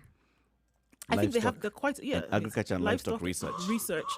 And then they've gone beyond that, even sharing this information at no charge to the public in terms of training for you to know the best in terms of what you can do for your own businesses. They go Actually- above and beyond. Actually, I was rather hoping you'd have said the agriculture ministry perhaps takes the cup when it comes to that.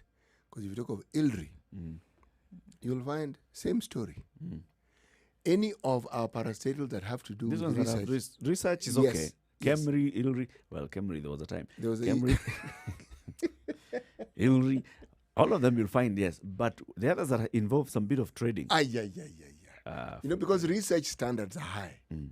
And for you to get a lot of the fundings, and part of the reason is because their management and the monies don't necessarily come from the government. Yeah. A portion of it does, but a good portion of that money comes from donors who demand high Yeah. standards. So there's international accountability. There is international accountability. Coming to the top of the hour, this is a Situation Room, Kenya's biggest conversation. We'll be back on the conversation about, well, let's just not call it corruption. Let's call it application of public funds Okay, let's call it and corruption. devolution. All right? So a lot of money has been spent on devolution in the last 7 years. How many trillion shillings? 2.2 trillion shillings sent to the counties. Have you felt the impact of these 2 trillion shillings that has been sent to the counties in the last 7 years? Good morning. This is the Situation Room, Kenya's biggest conversation. It's now coming up to 9 o'clock.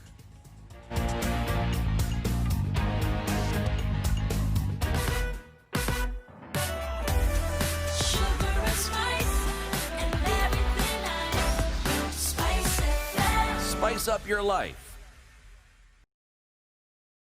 94.4 Spice FM, Nairobi. Okay, so Traffic. announcement that we know that parts of Bagadi Way will be closed tomorrow and Sunday from 6 a.m. until 6 p.m. So you want to plan that you use other parts of the road or alternate routes if you can, because they're working on the footbridge truss on some parts of Bagadi Way. So remember, Bagadi Way, Saturday, Sunday, it's a big deal, guys. So if you have to, in terms of planning ahead, take that into consideration, okay? Coming off of Thika Road this morning into the CBD is where it looks pretty good. We don't have much in terms of traffic. And then where we do have the major problem is on Uhuru Highway.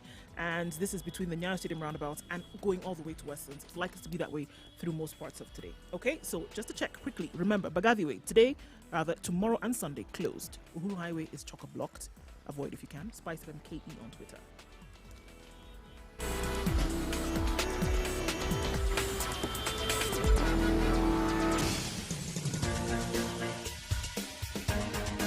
This is the Situation Room, the home of hard-hitting political commentary and penetrating insights about the state of the nation. This is a talk radio experience like no other. The Situation Room, a place for hard truths, debates, and elevated conversations. The Situation Room, witty, political, engaging, deep, controversial. In the room, we have C.T. Muga, researcher, academic, seasoned political observer, a fountain of wisdom in these politically uncertain times. Ndu Oko, Nigerian by birth, Kenyan by choice, communications expert, Pan-Africanist, a truth seeker and believer in people power, and Eric Latin, agent provocateur, the man in the chair, seasoned journalist, news hound, a man who believes in punching up, not down. This is the Situation Room. 2.5 minutes after 9 o'clock, the Situation Room broadcast on Spice FM It's okay. from Nairobi, 94.4, Mombasa, 87.9, 102.5 in Kisumu, Nakuru, 96.0, Eldoret, 96.7, Nyeri, 90.9, and Malindi is 97.7. So, how counties have spent billions of shillings that has been spent to them? 2.42 trillion shillings total allocation to the county governments since 2013. But has this money reached the people? This is a story actually on the page 8 of the Standard this morning, and is looking at how much, for example, was allocated to the counties in the 2012-2013 year. In 2012-2013, there were no counties. And during that time, regional administrations, these are, county councils, municipal councils and all, collectively spent 16.5 billion shillings. This is up to between June 2011 and June 2012. July 2011, June 2012, all right? Only 16.5 billion shillings. And then, of course, the next financial year, devolution kicks in. So money was allocated to devolved counties. And progressively, we've seen, now we're talking about 316.5 billion shillings that will go to county governments in the year 2020, 2021. Similar amount of money was sent to the county governments in 2019, 2020. So looking at this, in total, the county of Mandera, since 2013 to 2019, has received 69.5 billion shillings.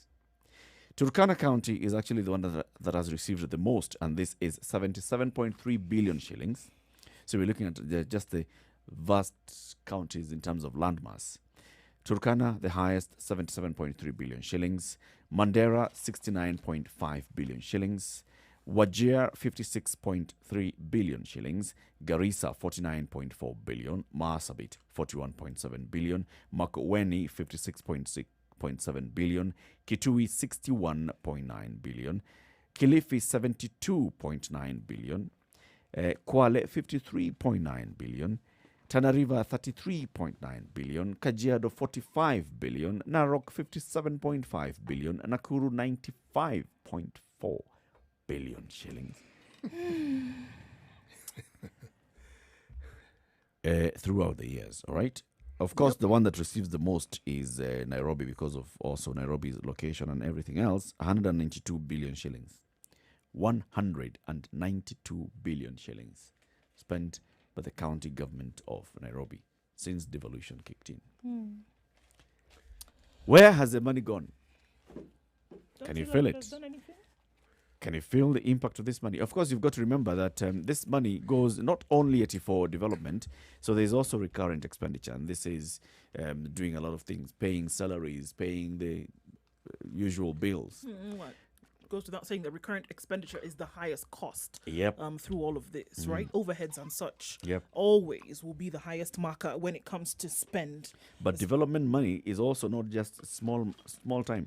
So, for example, if you look at Baringo County, in that period, they have received 5.8 billion shillings going to development.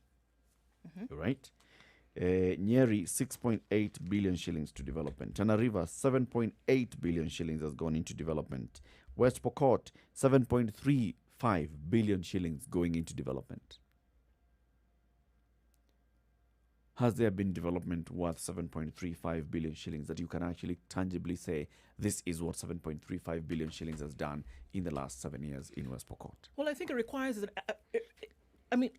it requires a presence in some of these areas to see. It goes beyond just speak and say, well, this is what I did and this is what I ordered, or etc. It requires a presence to actually have felt that money that was spent or used was actually done. Was there something that because this is it goes down to the citizens and the people, officers, etc., etc. Is there something that has been done? Is there something that you can see that has been done progressively over the years that was not done before?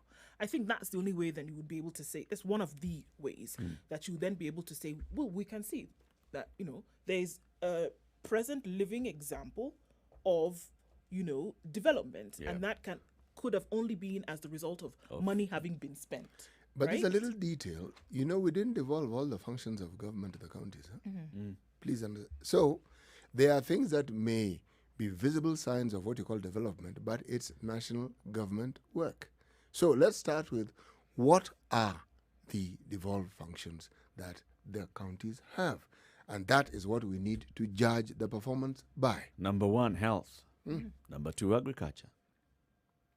Education. Health. No, that is Basic. early childhood education. Yes. Only nursery. Only nursery, If, right? if you're talking about health, a complete mess. Across, yeah, mess. No, it's a complete mess. There are some counties that will argue that, well, we have, for example, put up new facilities, or we went and revamped some facilities. Facilities are all good and well, but there is this little detail. Equipping and Yes, staffing. it has to be functional. Look, what's the use of a building if it isn't useful to the people for whom it's supposed to be built? In all honesty. The thing is this, I'm not going by the people, the examples of the exceptions, people who've done well. That's not the discussion. Because that is a sign that the money actually went. Because you don't even need to be told, you don't need to see it rather. You hear about it, you read about it. Okay? Do you really think we'd be reading and owing and ahhing about Makueni if every other county in this country was like Makueni?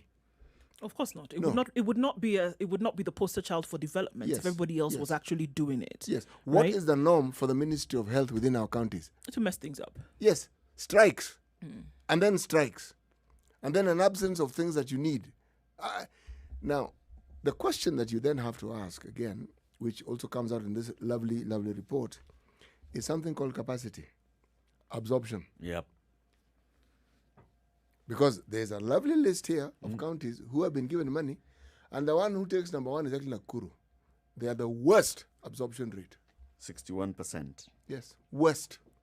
So basically, what we're saying here by absorption is money has been budgeted for, and the lovely bit about having one office called the controller of budget is that you have created your budget, but for you to actually get access to this money, you have to convince the controller of budget that this follows within what you had budgeted for, what had been appropriated by the county assembly, and it meets all the requirements. Then you have access to that money. So there are counties that have budgeted their money, but they have not been able to access that money, and therefore they have not been able to spend that money. And when we talk about an absorption rate of 61%, that means 61% of the money that had been budgeted by Nakuru County, allocated in Nakuru County, is what has been spent.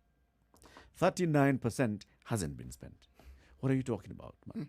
When you say that, and we're looking at Nakuru County, which has 95.4 billion shillings allocated to it since 2013, there's 30% that has not been absorbed, has had to go back because of whatever issues those ones are, which would be interesting to actually find out. What the reasons were. What were these reasons? Yeah.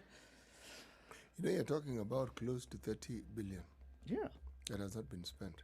That's a lot of money. Yes. Over 7 years, yes, but it's 30 No, it's billion over shillings 7 that could have years. gone It's into. 30 billion, even it's over 10 years. It's a lot of money. It's a lot of money. That when you look at things that were then not executed in these counties, could have actually gone towards making sure those things worked. But this money, it's a That's bit, the thing. you see, the thing is a bit trickier.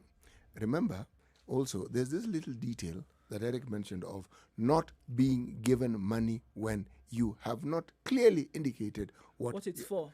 or what you've done with the previous one. The one they first give you, then they give you. Thereafter, you had better document with clarity, according to the required standards, how this money has been utilized. Otherwise, you are not touching the next batch. Why Or is it- they give you the equivalent of what you can determine and prove. Why is it so difficult? It's not difficult. So then what's the problem? Is this capacity, lack of capacity, not being able to explain things properly? Because you talked about explaining things then with clarity. In this Is country, there- we is can there- explain is anything. there- We can explain the moon. with clarity. And tell you that So- usually the moon can be seen in a specific place on a certain days. Very good. But look at the results that we're talking about now. If that were the case, then you would not be seeing these low numbers of absorption. You would not be seeing it. Which is If why you I can have- explain yourself to the moon and back, then I have a problem with these numbers that we're seeing. Because Especially we if you should look- be able to apply this across board. The explanation comes from somewhere. You should be Yeah. able to apply it across board. And if Why you think are the about numbers it, so low? you created a budget. You knew how much you are going to receive. You created a budget, you went to the county assembly, you were in agreement with your county assembly that this is what we shall do with the money for the next financial year. These are the programs, these are the projects that we want to launch or want to finish in the next financial year. That is all clear on paper. And we have also seen that it's not so hard to actually procure these things. It isn't. Just create a company there and tell you, Anybody create can your do it. company. Come, I'll give you the contract to do this job. Today. So it is not for lack of the capacity to create a budget. It's not for lack of capacity to go through the procurement process, because people have flouted procurement processes by putting their own people in the procurement committees. And we have seen even this matter has been taken as grounds for impeachment, like in Kirinyaga we saw the other day. So it is not because of that. So why exactly is it that would have a low absorption? But also let's go back into the other side where we have always heard about the release of money from the National Treasury. So sometimes you have presented this, it is a time-bound project, and you have presented it to the control of budget has approved, but by the time the money is then now released to you, when you're able to access that money, The year is over. the year is over. Is it also one of the reasons? It's something which would be interesting to understand. Remember the issue surrounding the COVID money. That is the reason that the Auditor General gave. Said, you see, this money was released toward the end of the financial year, 2019-2020. So again, that people didn't have a budget for it, you can actually understand. And even when they got it, that they couldn't spend, because in the absence of the budget, one, you won't get the money, so how do you spend it? So there's a confusion that Treasury brings into the discussion. Yes. So what we're looking at is it is not possible to have one reason as to why these absorption levels are low. It's probably a combination of several reasons as to why either one, money was not spent, or why there was no explanation with clarity as to what the budget lines were supposed to read. It could be several things that are happening at the same time, right? Yep. However, I think it would be also very interesting to note, what do people in these counties feel has been the case? Do we see that since devolution was introduced into this country, that there has been an increase, there has been an improvement in development? Because if there has been, then there would be justifications for these other reasons apart from non-explanation because of clarity. Then you could bring in the argument like, okay, well, you know what? Maybe there was slow release from Treasury in terms of these funds coming. Because if development was taking place, right, over time there has been something that has happened, then you would be able to introduce other reasons as to why absorption levels were low. You know, a lot of care and detailing went into determining how these things, how the issuance of funds, the management of it, the rotation of it, a lot of details went into this. Now, the truth of the matter is, when you talk about, and you look at the list of all the counties as it's presented here, on page 8 of the standard, and you do not see any county with 80% absorption. Not one. I think it was Try. 82% Yeah, who? that we saw, right? All right, tell me which county. Absorption by 82%? Yeah, but I'm waiting for Ndu to mention it to me. At the highest I am seeing is hold on. 79.9. West Pokot. 79.9, I right? was waiting for the 82 because I may have missed it. West Pokot, 79.9, right? Yeah. No 80. No one touches 80. So what does this tell you? You see, whatever these requirements were, you can talk around it. There's And 83%. Yeah, I knew I saw it. Bomet. There's 83% 82% in Bomet. Trans Nzoia. West Pokot, 82.1. Bomet, 82%. I knew I had seen it somewhere.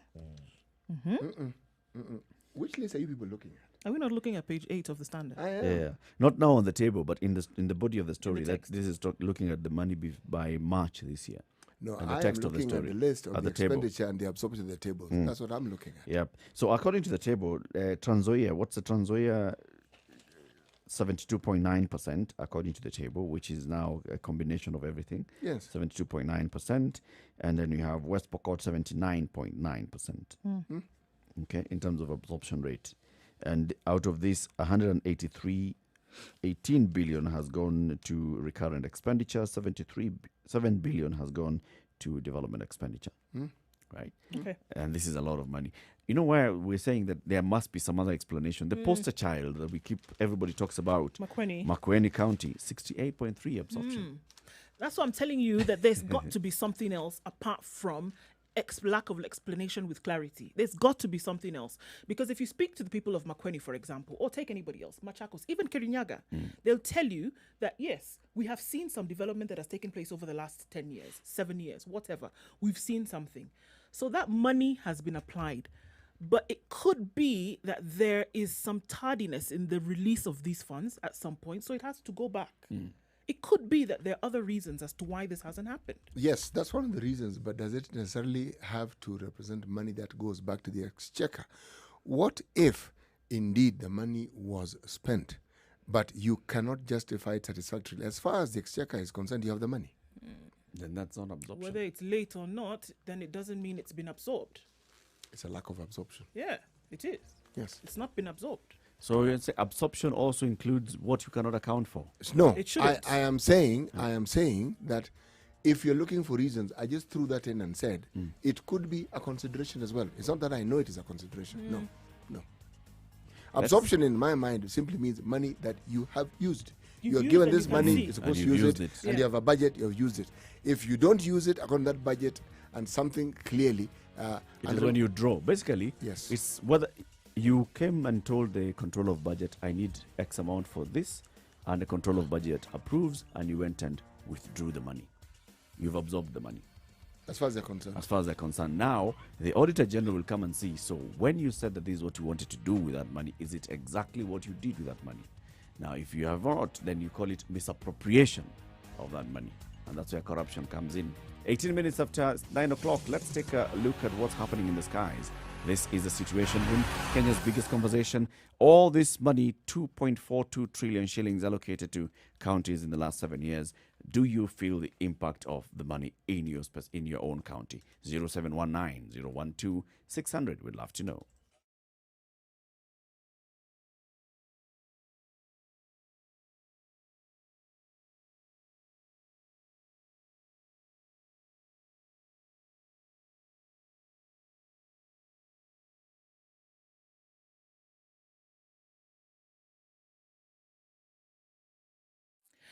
It's still mostly cloudy in Nairobi at 17 degrees, warming up just a little bit to highs of 24 today and a chance of showers later in the afternoon.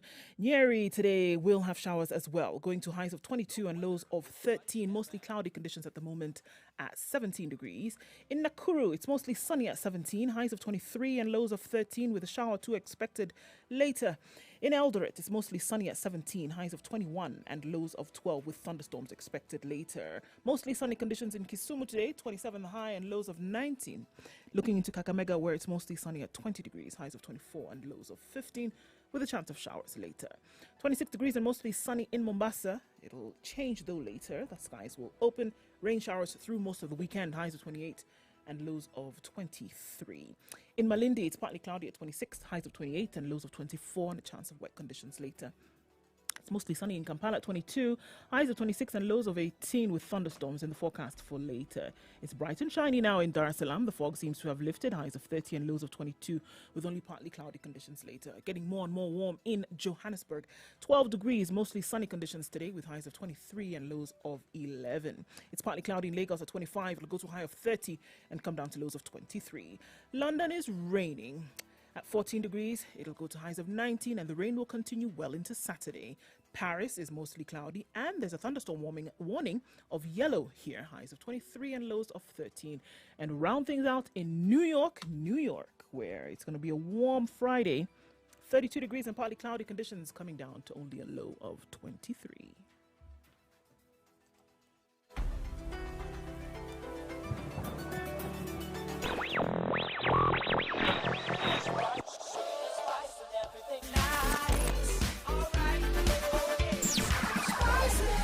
Spice up your life.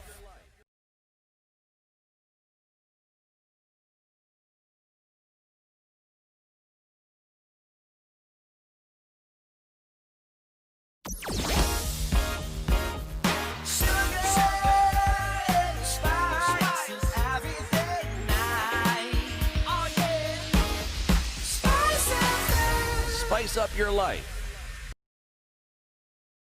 Mature, intelligent talk every morning. Spice up yourself. So we're looking at a report that was released by the Controller of Budget, looking at how much money has been sent to county assemblies, not county assembly, to counties since the commencement of devolution in 2013. And we're looking at how much money has gone. And I think this is Nakuru County at 95.4 billion shillings has received the second highest. Of course, this is after Nairobi, which has received 192.7 billion shillings over the last 7 years. Turkana County 77 billion, Mandera 69.5 billion, Wajir 56 billion, Makueni 56.7, Kitui 61 billion, Kilifi 72 billion, Kwale 53 billion, Mombasa 75 billion shillings. And we're asking you, if you are from any of these counties, have you felt the impact? Do you feel the impact of this money going straight? Because the whole idea of devolution was we stop concentrating money and decision making in Nairobi, and we devolved the decision making. So several functions were devolved, and these functions include agriculture, include health, and others.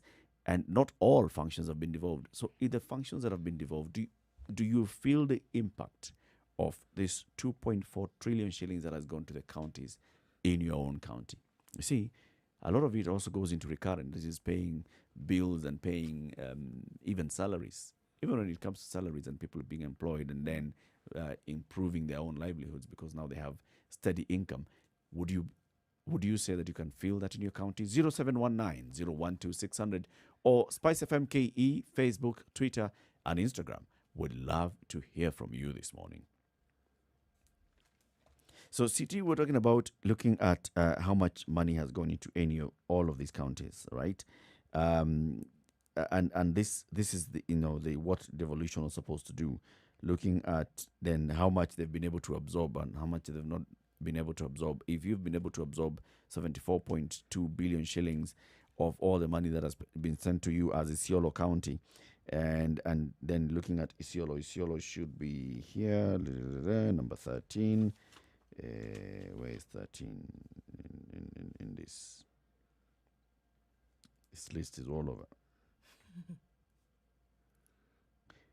13 is Tharaka Nithi, 25 billion shillings. Right, in Tharaka Nithi. That's how much has gone to Tharaka Nithi. Would you feel the impact of 25 billion shillings in Tharaka Nithi County in the last 4 years? In Embu, 36 billion shillings that has gone to Embu. Would you be able to say Kirinyaga, 30 billion shillings has gone to Kirinyaga in that time? In Samburu, 29 billion shillings. Baringo, 39 billion shillings. Isiolo, 25 billion. Would you say that you can really justify and say, oh yes, actually that money has come in, it has sorted us out so much? What do you see? I mean, where are we now? Look at Nairobi 7 years ago and just take a mental picture of what has happened in Nairobi. Nairobi 7 years ago, 7 years today. Yeah. Healthcare 7 years ago, healthcare 7 years today. We are building, how many new units are we building now? 100 units in Nairobi, Yep. the Nairobi metropolitan area. So over the last 7 years, what really has happened? If you just want to look at health alone, that at this is what 24 new units in Nairobi. Year 8 Hospitals. right? This is year, yes. This is on year the 8 of year. devolution, right? So up until now, that has not How really many new happened. health facilities have been built. What built have you in seen? Nairobi? How has that impact been felt? And I think that's one of the only ways that you'll be able to then gauge and see that it's actually And happening better. what has been the increase of the population of Nairobi in those years as well?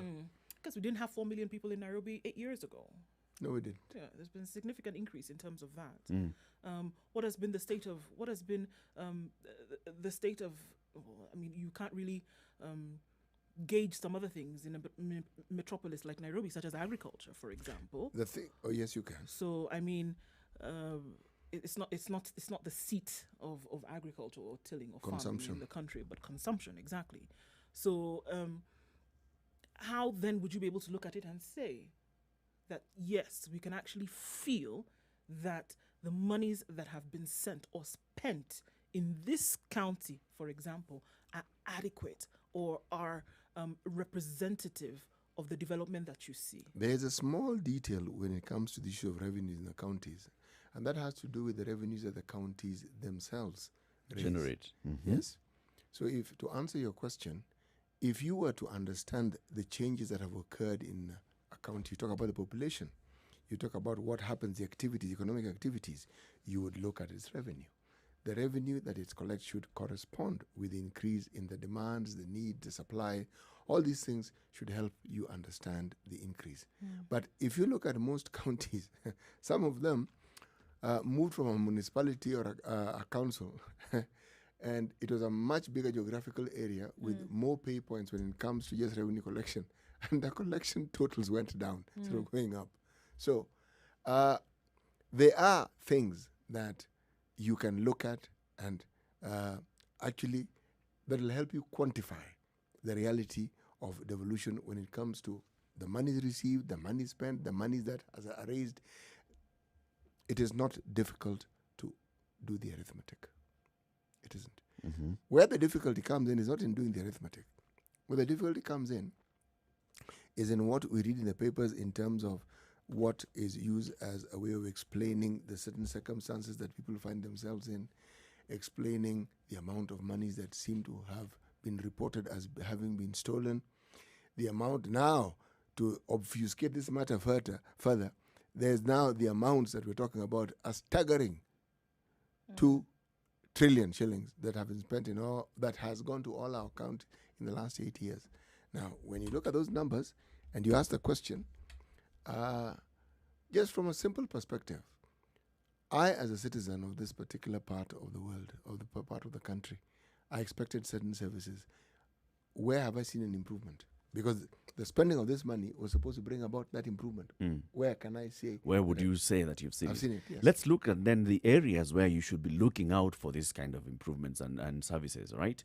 Because the devolved functions for counties are as below. One is agriculture, and that is very clear what agriculture is all about. Crop and animal husbandry, livestock, sale yards, county abattoirs, plant and animal disease control, fisheries, right? That's agriculture. Two, it's county health services. And this will, of course, include health facilities and pharmacies, ambulance services, promotion of primary health care, licensing and control of undertakings that sell food to the public, veterinary services, cemeteries, refuse removal, control of air pollution. And then we go into cultural activities, public entertainment, and public amenities like betting and casinos, racing, liquor licensing, cinemas, video shows and hiring, libraries, museums, sports and cultural activities, county parks, beaches, and recreation facilities. And then the other one is transport. Roads, these are the county roads, not the main highways. The main highway that, for example, cuts across one county to the next, that's under the Kenya National Highways Authority. Now, the county roads are the roads within a county, from one village to the next. Street lighting, traffic and parking, and we've seen street lighting, and the governor's coming up with these solar lamps in their areas. Public road transport, ferries and harbors for those that have water bodies. And then the other one is animal control and welfare and trade development regulations. This is getting money from markets, trade licenses, fair building markets, fair trading practices, local tourism and generating revenue from that, cooperative societies. And then there is county development, pre-primary education, and implementation of certain specific national government programs, and ensuring and coordinating participation of communities. This is public participation. These are the functions that are being taken, transferred to counties. So when it comes to health or early learning, early education, pre-primary education, has there been an improvement in pre-primary education centers in your county? Can you say that we had the only nearby nursery schools were found here, and now we have an increase in the number of nursery schools? Can we say that? Can you say we only had this kind of local health facilities that were available, and now people can say that instead of traveling such a long distance, now we have a nearby local health facility, local clinic or local dispensary, local health center? Can we say that in the counties in all those years? If it's about local roads within the county, can you say that between town A and town B, now the road is much better? It's more motorable. Can we say, for instance, the health services in this county have improved tremendously? Well, I'll give you an example. Between here, where we are sitting at this moment, the next public health facility is in Machakos County. Between here on Standard Road, in Standard Building, on Mombasa Road. The next health facility. The next public health facility is in Machakos County. Heading which direction? Let's go east. So heading this way. Mombasa Road. East. Down Mombasa Road. Yes. The next one is in Machakos County. Yes, There and- must be one in Embakasi. I'm telling you, I'm Oh, Mama Lucy. It's not going in far. that direction. If you're headed north, yes, but I said east. If you're going this Yes. along the road. Yes. And inside Machakos County, not even on the outskirts. That's just as an example. Public health facility. I'm not talking about private. Public health facility. The next one, going east, is in that direction. All right. So there's one example. Now you want to talk about There's none in the river. nope, not public. That's Machakos County. But it is Machakos County, but there actually is not a public facility in Athi River. It's There is. private. It's private. No. There's a public dispensary Where? in Athi River, in town within Athi River. Public dispensary. Okay. It has a name.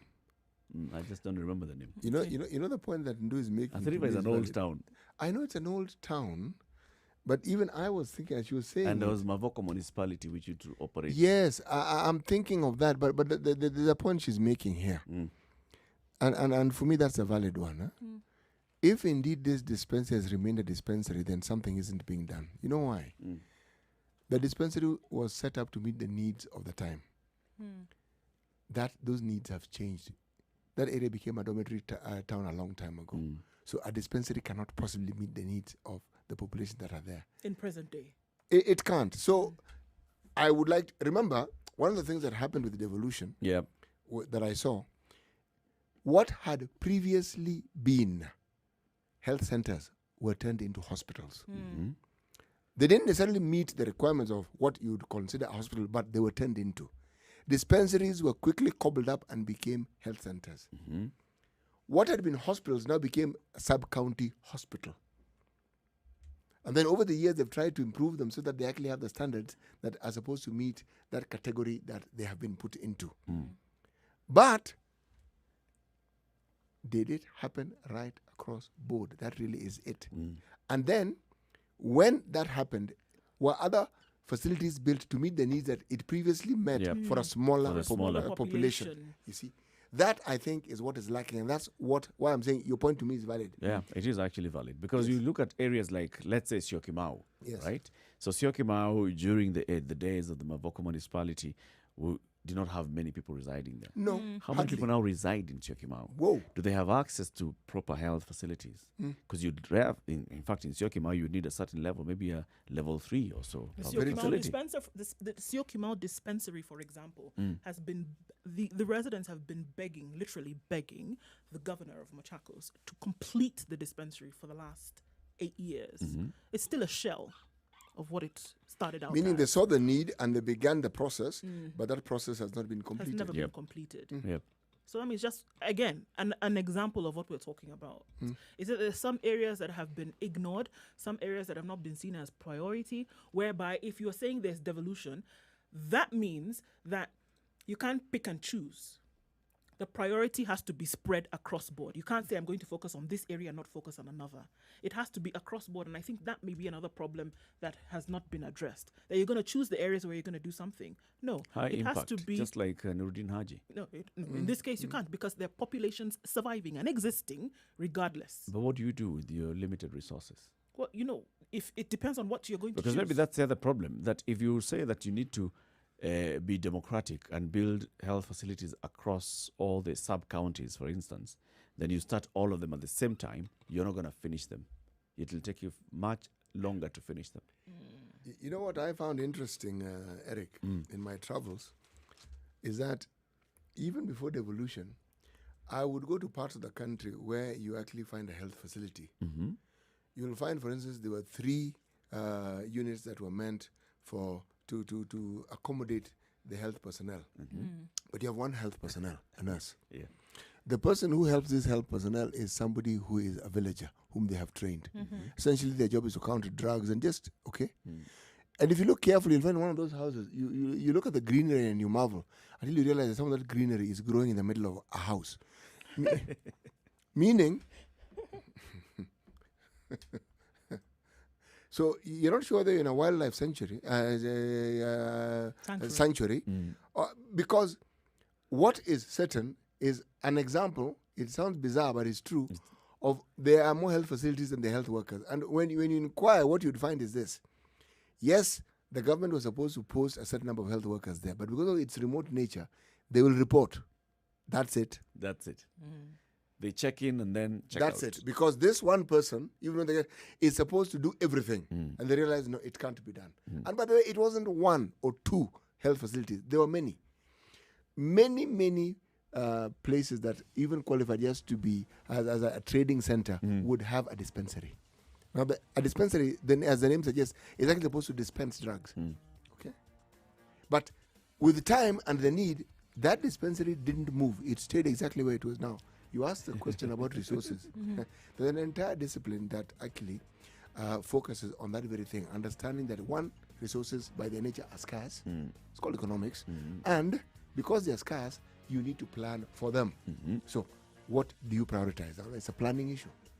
The governor of Machakos told us close to 70% of what he gets, he puts into this particular resource. Yes.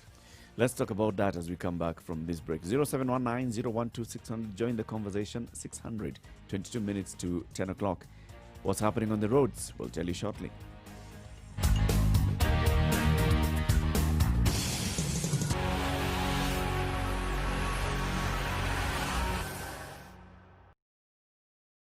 Okay, traffic seems to have dissipated in most parts of the NMA, and also outside of this, we don't have a heightened level of traffic entering into Nakuru town this morning. It's expected. It is going into the weekend. And we still see that within on Uhuru Highway, it's going to take some time to get off of that. The southern and eastern bypasses, by the way, there's no traffic there this morning. Just the notification of road closure Bagadi Way from tomorrow, 29th, until Sunday the 30th, from 6 a.m. to 6 p.m. The road will be closed on a section of Bagadi Way to allow the contractor on site to install a footbridge truss. Okay, so that's being worked on. Plan accordingly, because if you get onto Bagadi Way, chances of you getting stuck tomorrow on Sunday are quite high. All right? Okay, so it looks like it'll be an okay day, except if you're on Uhuru Highway today. All right, Spice of MKE through the day, just in case you see something that you need to alert people about.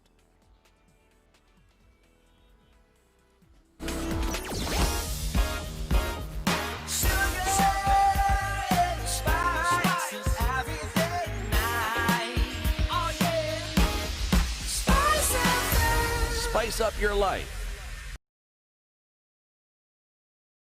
Mature, intelligent talk every morning. Spice up yourself. Having had a conversation with several governors, they tell you that so there are those that in the first term came and embarked on those visible projects.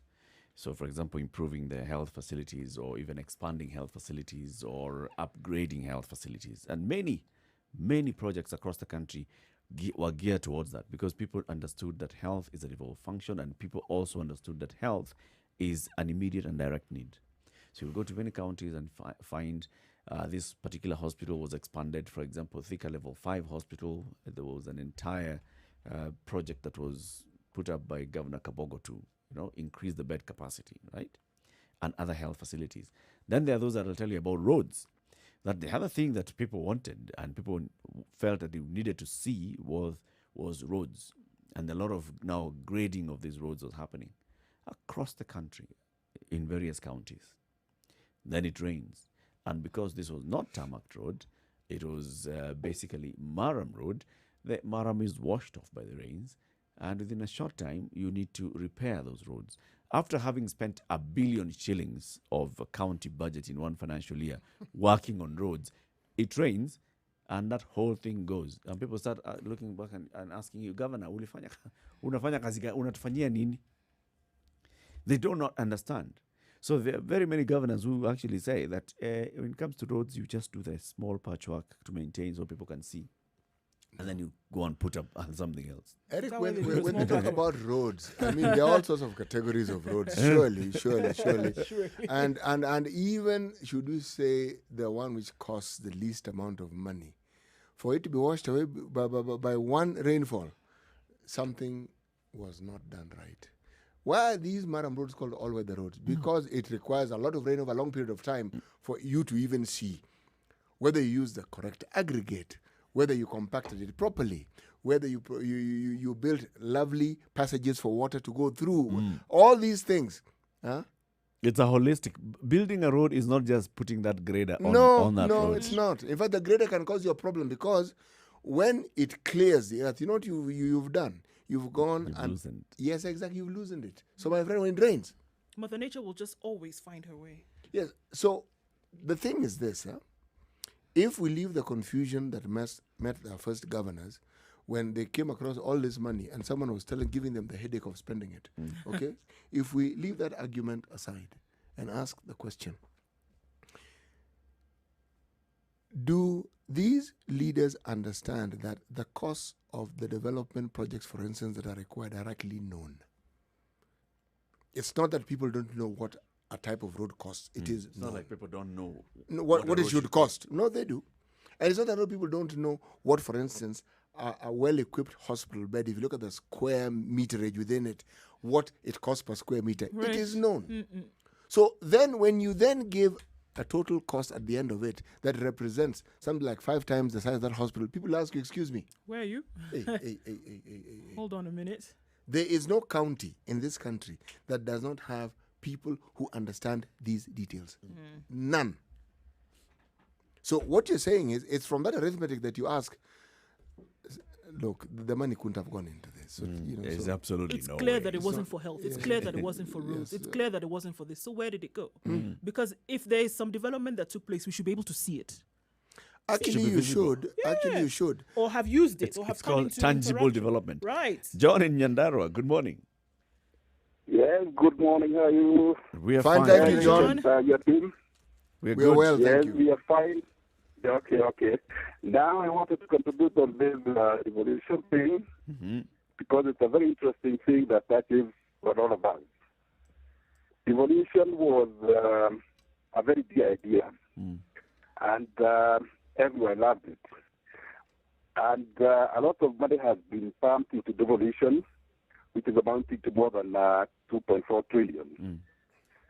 But I'm clear that this money is not reflecting in the counties as it's supposed to reflect in terms of development.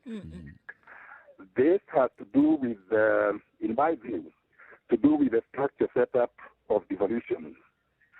Because for one, politics should have been vacated from devolution on day one. It should not have been a political thing. Devolution should have been purely a development matter. So, in fact, that is why most of the money is divided into recurrent expenditure,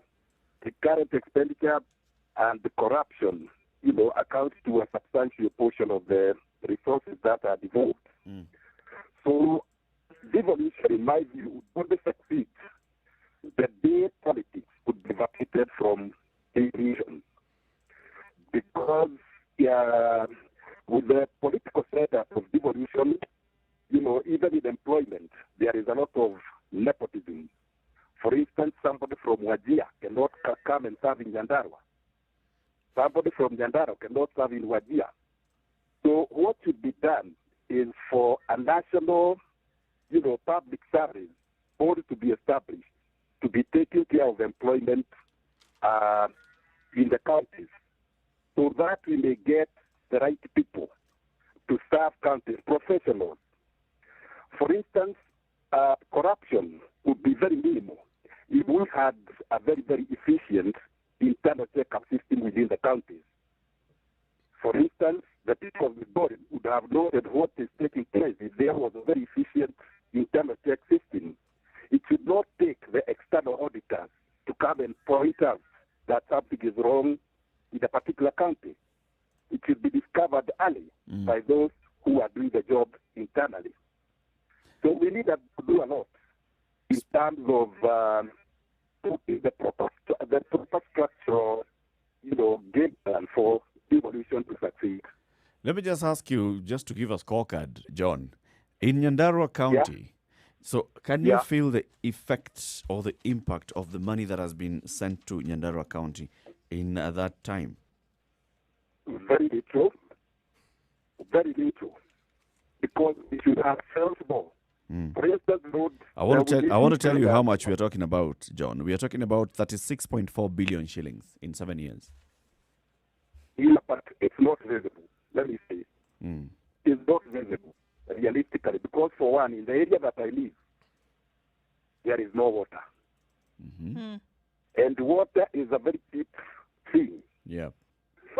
You know, this is something which should have taken a few years to give to the people. Which It area not is this there. that you live in, John? Area called Henny. Henny. Henny in Nyandarua. Henni. Yeah, Henny. There is no water. Yeah. What's the There is population no of Henny, water. John? Just an estimate. An estimate in the last general election of 2,000 adults have been registered as voters. So we have, let's say, we have about less than 10,000. But would you say that there are other parts of Nyandarua as well that suffer the same fate as Henny? Exactly, most of the parts. They do. Yeah, they do. So are you saying across Apart board, from- across the county, you're not able to see this development that would be commensurate to this money that's said to have been spent? It is very minimal. Very minimal, shall I say. You know, when you talk about water, we minimal. have to remember that Nyandarua sits in the catchment It does. of water Exactly. in this country. No, that's where I was going with There are it. Badeas. Yes. That's where I was going with this. We have because- the Abadeas, but I can tell you we have no water. All right. This is the fact of the ground. That is a very Although- unfortunate story. Yes. Very unfortunate indeed. Although there was a borehole which had been done earlier by the former governor. So I think this one is also promising that he will do it. It doesn't have much now time. 3 years down the A line. year and a half. Eh? Yeah. He has a year and a half. It doesn't Yeah. have much time. Yeah, exactly. So we need to restructure devolution, to professionalize devolution. All right. It should John, not what be about your politicians. health services? I'm curious. The health services, well, they are there. Some hospitals have drugs, but others don't have. What is the nearest You know- hospital in Henny? In Nyeri, we have a health center here. That one has drugs here. Let me say, we never miss drugs, which in fact is a plus. Right. Yeah, but you see, when the minister was visiting, they removed the bed from the maternity and took them to Nyahuru. Maternity bed. For COVID. Yeah, for COVID. How many kilometers is it from Henny to Nyahururu? It's over 100. They took beds 100 kilometers to show the They minister took them, that we are they took ready. the beds from the dispensary. Are they back? No, not yet. Oh my goodness. Yeah. John, thank you very Yeah. much for your contribution. Asante sana, John. And All keep right, all right, listening. Martin. We- Yeah. Okay. Thank you, John. This is John in Nyandoro. What is your experience in your county? 0719-012-600. Hey, Wow. beds were transported from Henny 100 kilometers to Nyandarua because the health CS was coming, and we're going around to see the county's preparedness for COVID-19. Yes, now they're ready. Do we have the bed Say where capacity? they needed to be. Yes, we have the bed We'll capacity. bring and show you. Yes, there's a bed capacity in the county. Yes. It's Yes. there. We answer truthfully. Is there maternity bed capacity? Yeah. Yes. When there's no COVID, we have. 10 minutes to 10. This is a situation room. Let's remind you about this portal by the Kenya Ports Authority, kpa.co.ke/Captain KARGO. So, CT asked. Welcome back. No, I was there. I was just. CT asked a question about, so can I make a phone call? Or, if I didn't get the email when I should have, or I didn't get a response to my letter which I had sent, can I make a phone call? And these are one of the standards that, as we talk about correspondence standards, that 24/7, there's availability to take your calls. Somebody's going to be on the other side of the phone answering your call within 3 rings. Somebody's going to pick up, right? Didn't you like that sound? 3 rings. Yes. I like mine better. But identifying departments, call and the name of the officer answering. So you can confirm for later reference, for future reference, whom you spoke to, what they told you, and you can follow up with that. So that's the promise that they've made. Those are the standards which they say they're going to keep high. And the captain has said you can find all this information, again, for reference, on the portal captaincargo.kpa.co.ke.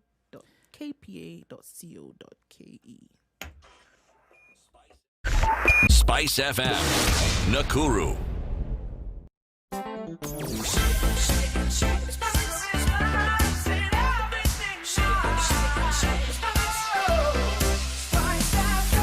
Spice up your life. Mature, intelligent talk every morning. Spice up yourself.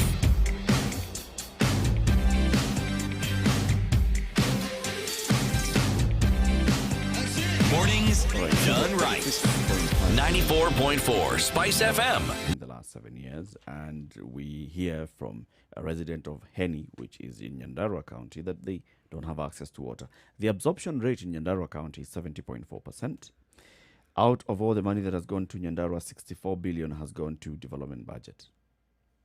So if you look at 64 billion over 7 years and look at the pressing needs, you've got roads to do, you've got dispensaries to equip and keep buying drugs, you've got all these things. Would you then say, maybe it's just that thing of juggling and wondering, we don't have piped water, but can you guys walk that distance? If you can, just leave. But why must they? Because the provision of water, yes, it may be costly. It is not the costliest of things that you need to do. Essentially, it's finding where you can source it. If you're talking about the piping of it, it may be expensive. But the truth of the matter is there's also the little question of harvesting it. There are all these technologies around water and ensuring that you utilize what's available. John has brought this issue up more than once, which means it must be a big problem. It's a big issue. Yes. It's actually and Nyandarua is predominantly agricultural. So you then have to ask the question, surely, should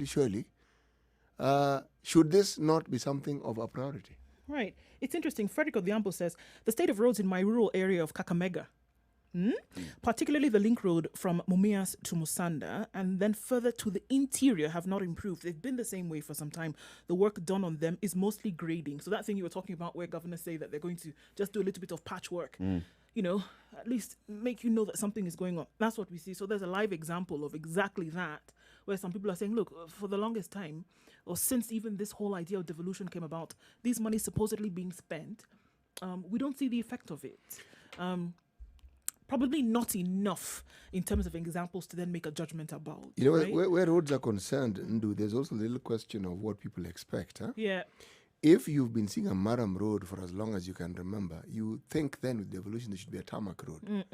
But you see, priority has to be given to what can be anticipated as the demand for the use of that particular road. The investment is supposed to meet this particular economical consideration. Now, if it doesn't, and by the way, when you're talking about an all-weather road or a Maram road, if it's properly made, that thing is as smooth as a tarmac road in terms of driving experience. To experience this, one probably needs to go into areas where tea is grown and look at the roads that are Maram, literally all Maram roads as we call them, and maintained by the tea factories. You have not driven on smoother roads. Yeah, they're actually pretty smooth, yes. That you would see that it's a job that was well done. Yes. And with the intention of ensuring that it stays well done. Yes, and then it's maintained also. And maintained. Yes. So here you are as a governor. One of the things that you see is, CT, uko na ile tinga yako. So we are going to give you the job of, first of all, this is the contractor. He's going to hire the grader from you, bus. And this is how much I expect. So work around that and just know this is how much I expect. The rest, do the road. This may be part of where the problems come in. The problem usually comes in precisely there because what the contractor, the person who actually gets the concession or is able to procure that particular contract, you are met with an amount that you are supposed to give away. Yeah. So you're going to have to minus it from whatever it is the contract sum is. Right. And then when you do the math, you realize that you also need to make a certain profit because you need to pay your... So whatever remains is what goes onto the road. It'll be a substandard road. By design. It'll be a substandard road From- or it'll be a substandard building. Yeah, from the very beginning. It'll be substandard. Raymond in Langata, good morning. Raymond. Hello. Yes, good morning. Good morning. morning, Raymond. I think I saw an interview where the governor of Kiambu was being interviewed on TV, and they said that he uses more than half of what he receives in the recurrent expenditure. Mm-hmm. And I think this has also contributed to low absorption, because you realize that these governors have created posts which are not needed even in their administration. Like, for example, in my home county, Makueni, you realize the governors are political advisor, the governors are youth advisor, the governors and the community advisor, gender advisor, and all these positions which are not needed in government. And these monies which are supposed to be used to help, for example, For in road development. facilities, in roads, for development, to be precise. They are not paying and used in the way that's maintaining supposed- Yes, these they're used particular in advisors. recurrent expenditure. Thank you. Exactly. Thank you, Raymond. I mean, that's a valid point as we come to the end of the show. I mean, you have very many posts and you very many. So you ask yourself, so why do you need 17 advisors, surely? 17. Wow, however many. I think You have as many advisors as CECs. usually those Youth advisors advisor. will probably come from your own county, so you've created employment. So that is development. Of course, it's development. If you look at the trickle-down effect of what a job does in any African family, yes, you brought about development. Sawa basi. Sawa. Today's proverb. A man who marries a beautiful woman and a farmer who grows corn by the roadside have the same problem. It is two things. One, the attraction. It's visible, you can see it, and because it's if you're talking about corn, you can't miss it if you're using that road. A good-looking woman is not you looking for her. If she happens to pass by, you will see, if you have eyes to see. So the element of attraction is there. Now, the problem here arises when the interest in the corn, because it's by the roadside and when you see it, and the interest in a beautiful woman. What now The happens? corn is yours, you own it. The wife, in an African sense, is also yours. Okay? Now, people whose interest you would rather they kept to themselves. Enough said. Thank you for tuning into the Situation Room this week. Join us again next week, Monday to Friday, 6 a.m. to 10 a.m. Do a call. Say goodbye for the week and what's happening later in the day. Right. So enjoy uninterrupted music until 3 p.m. where Monique will come and drive you home on the Spice Drive until about 7 p.m. And then the adults in the room will come and take you into the weekend till 10 p.m. And that's Emmanuel, Eric, and Barbara. So see you again next week. Have a lovely weekend. Good morning. It's 10 o'clock.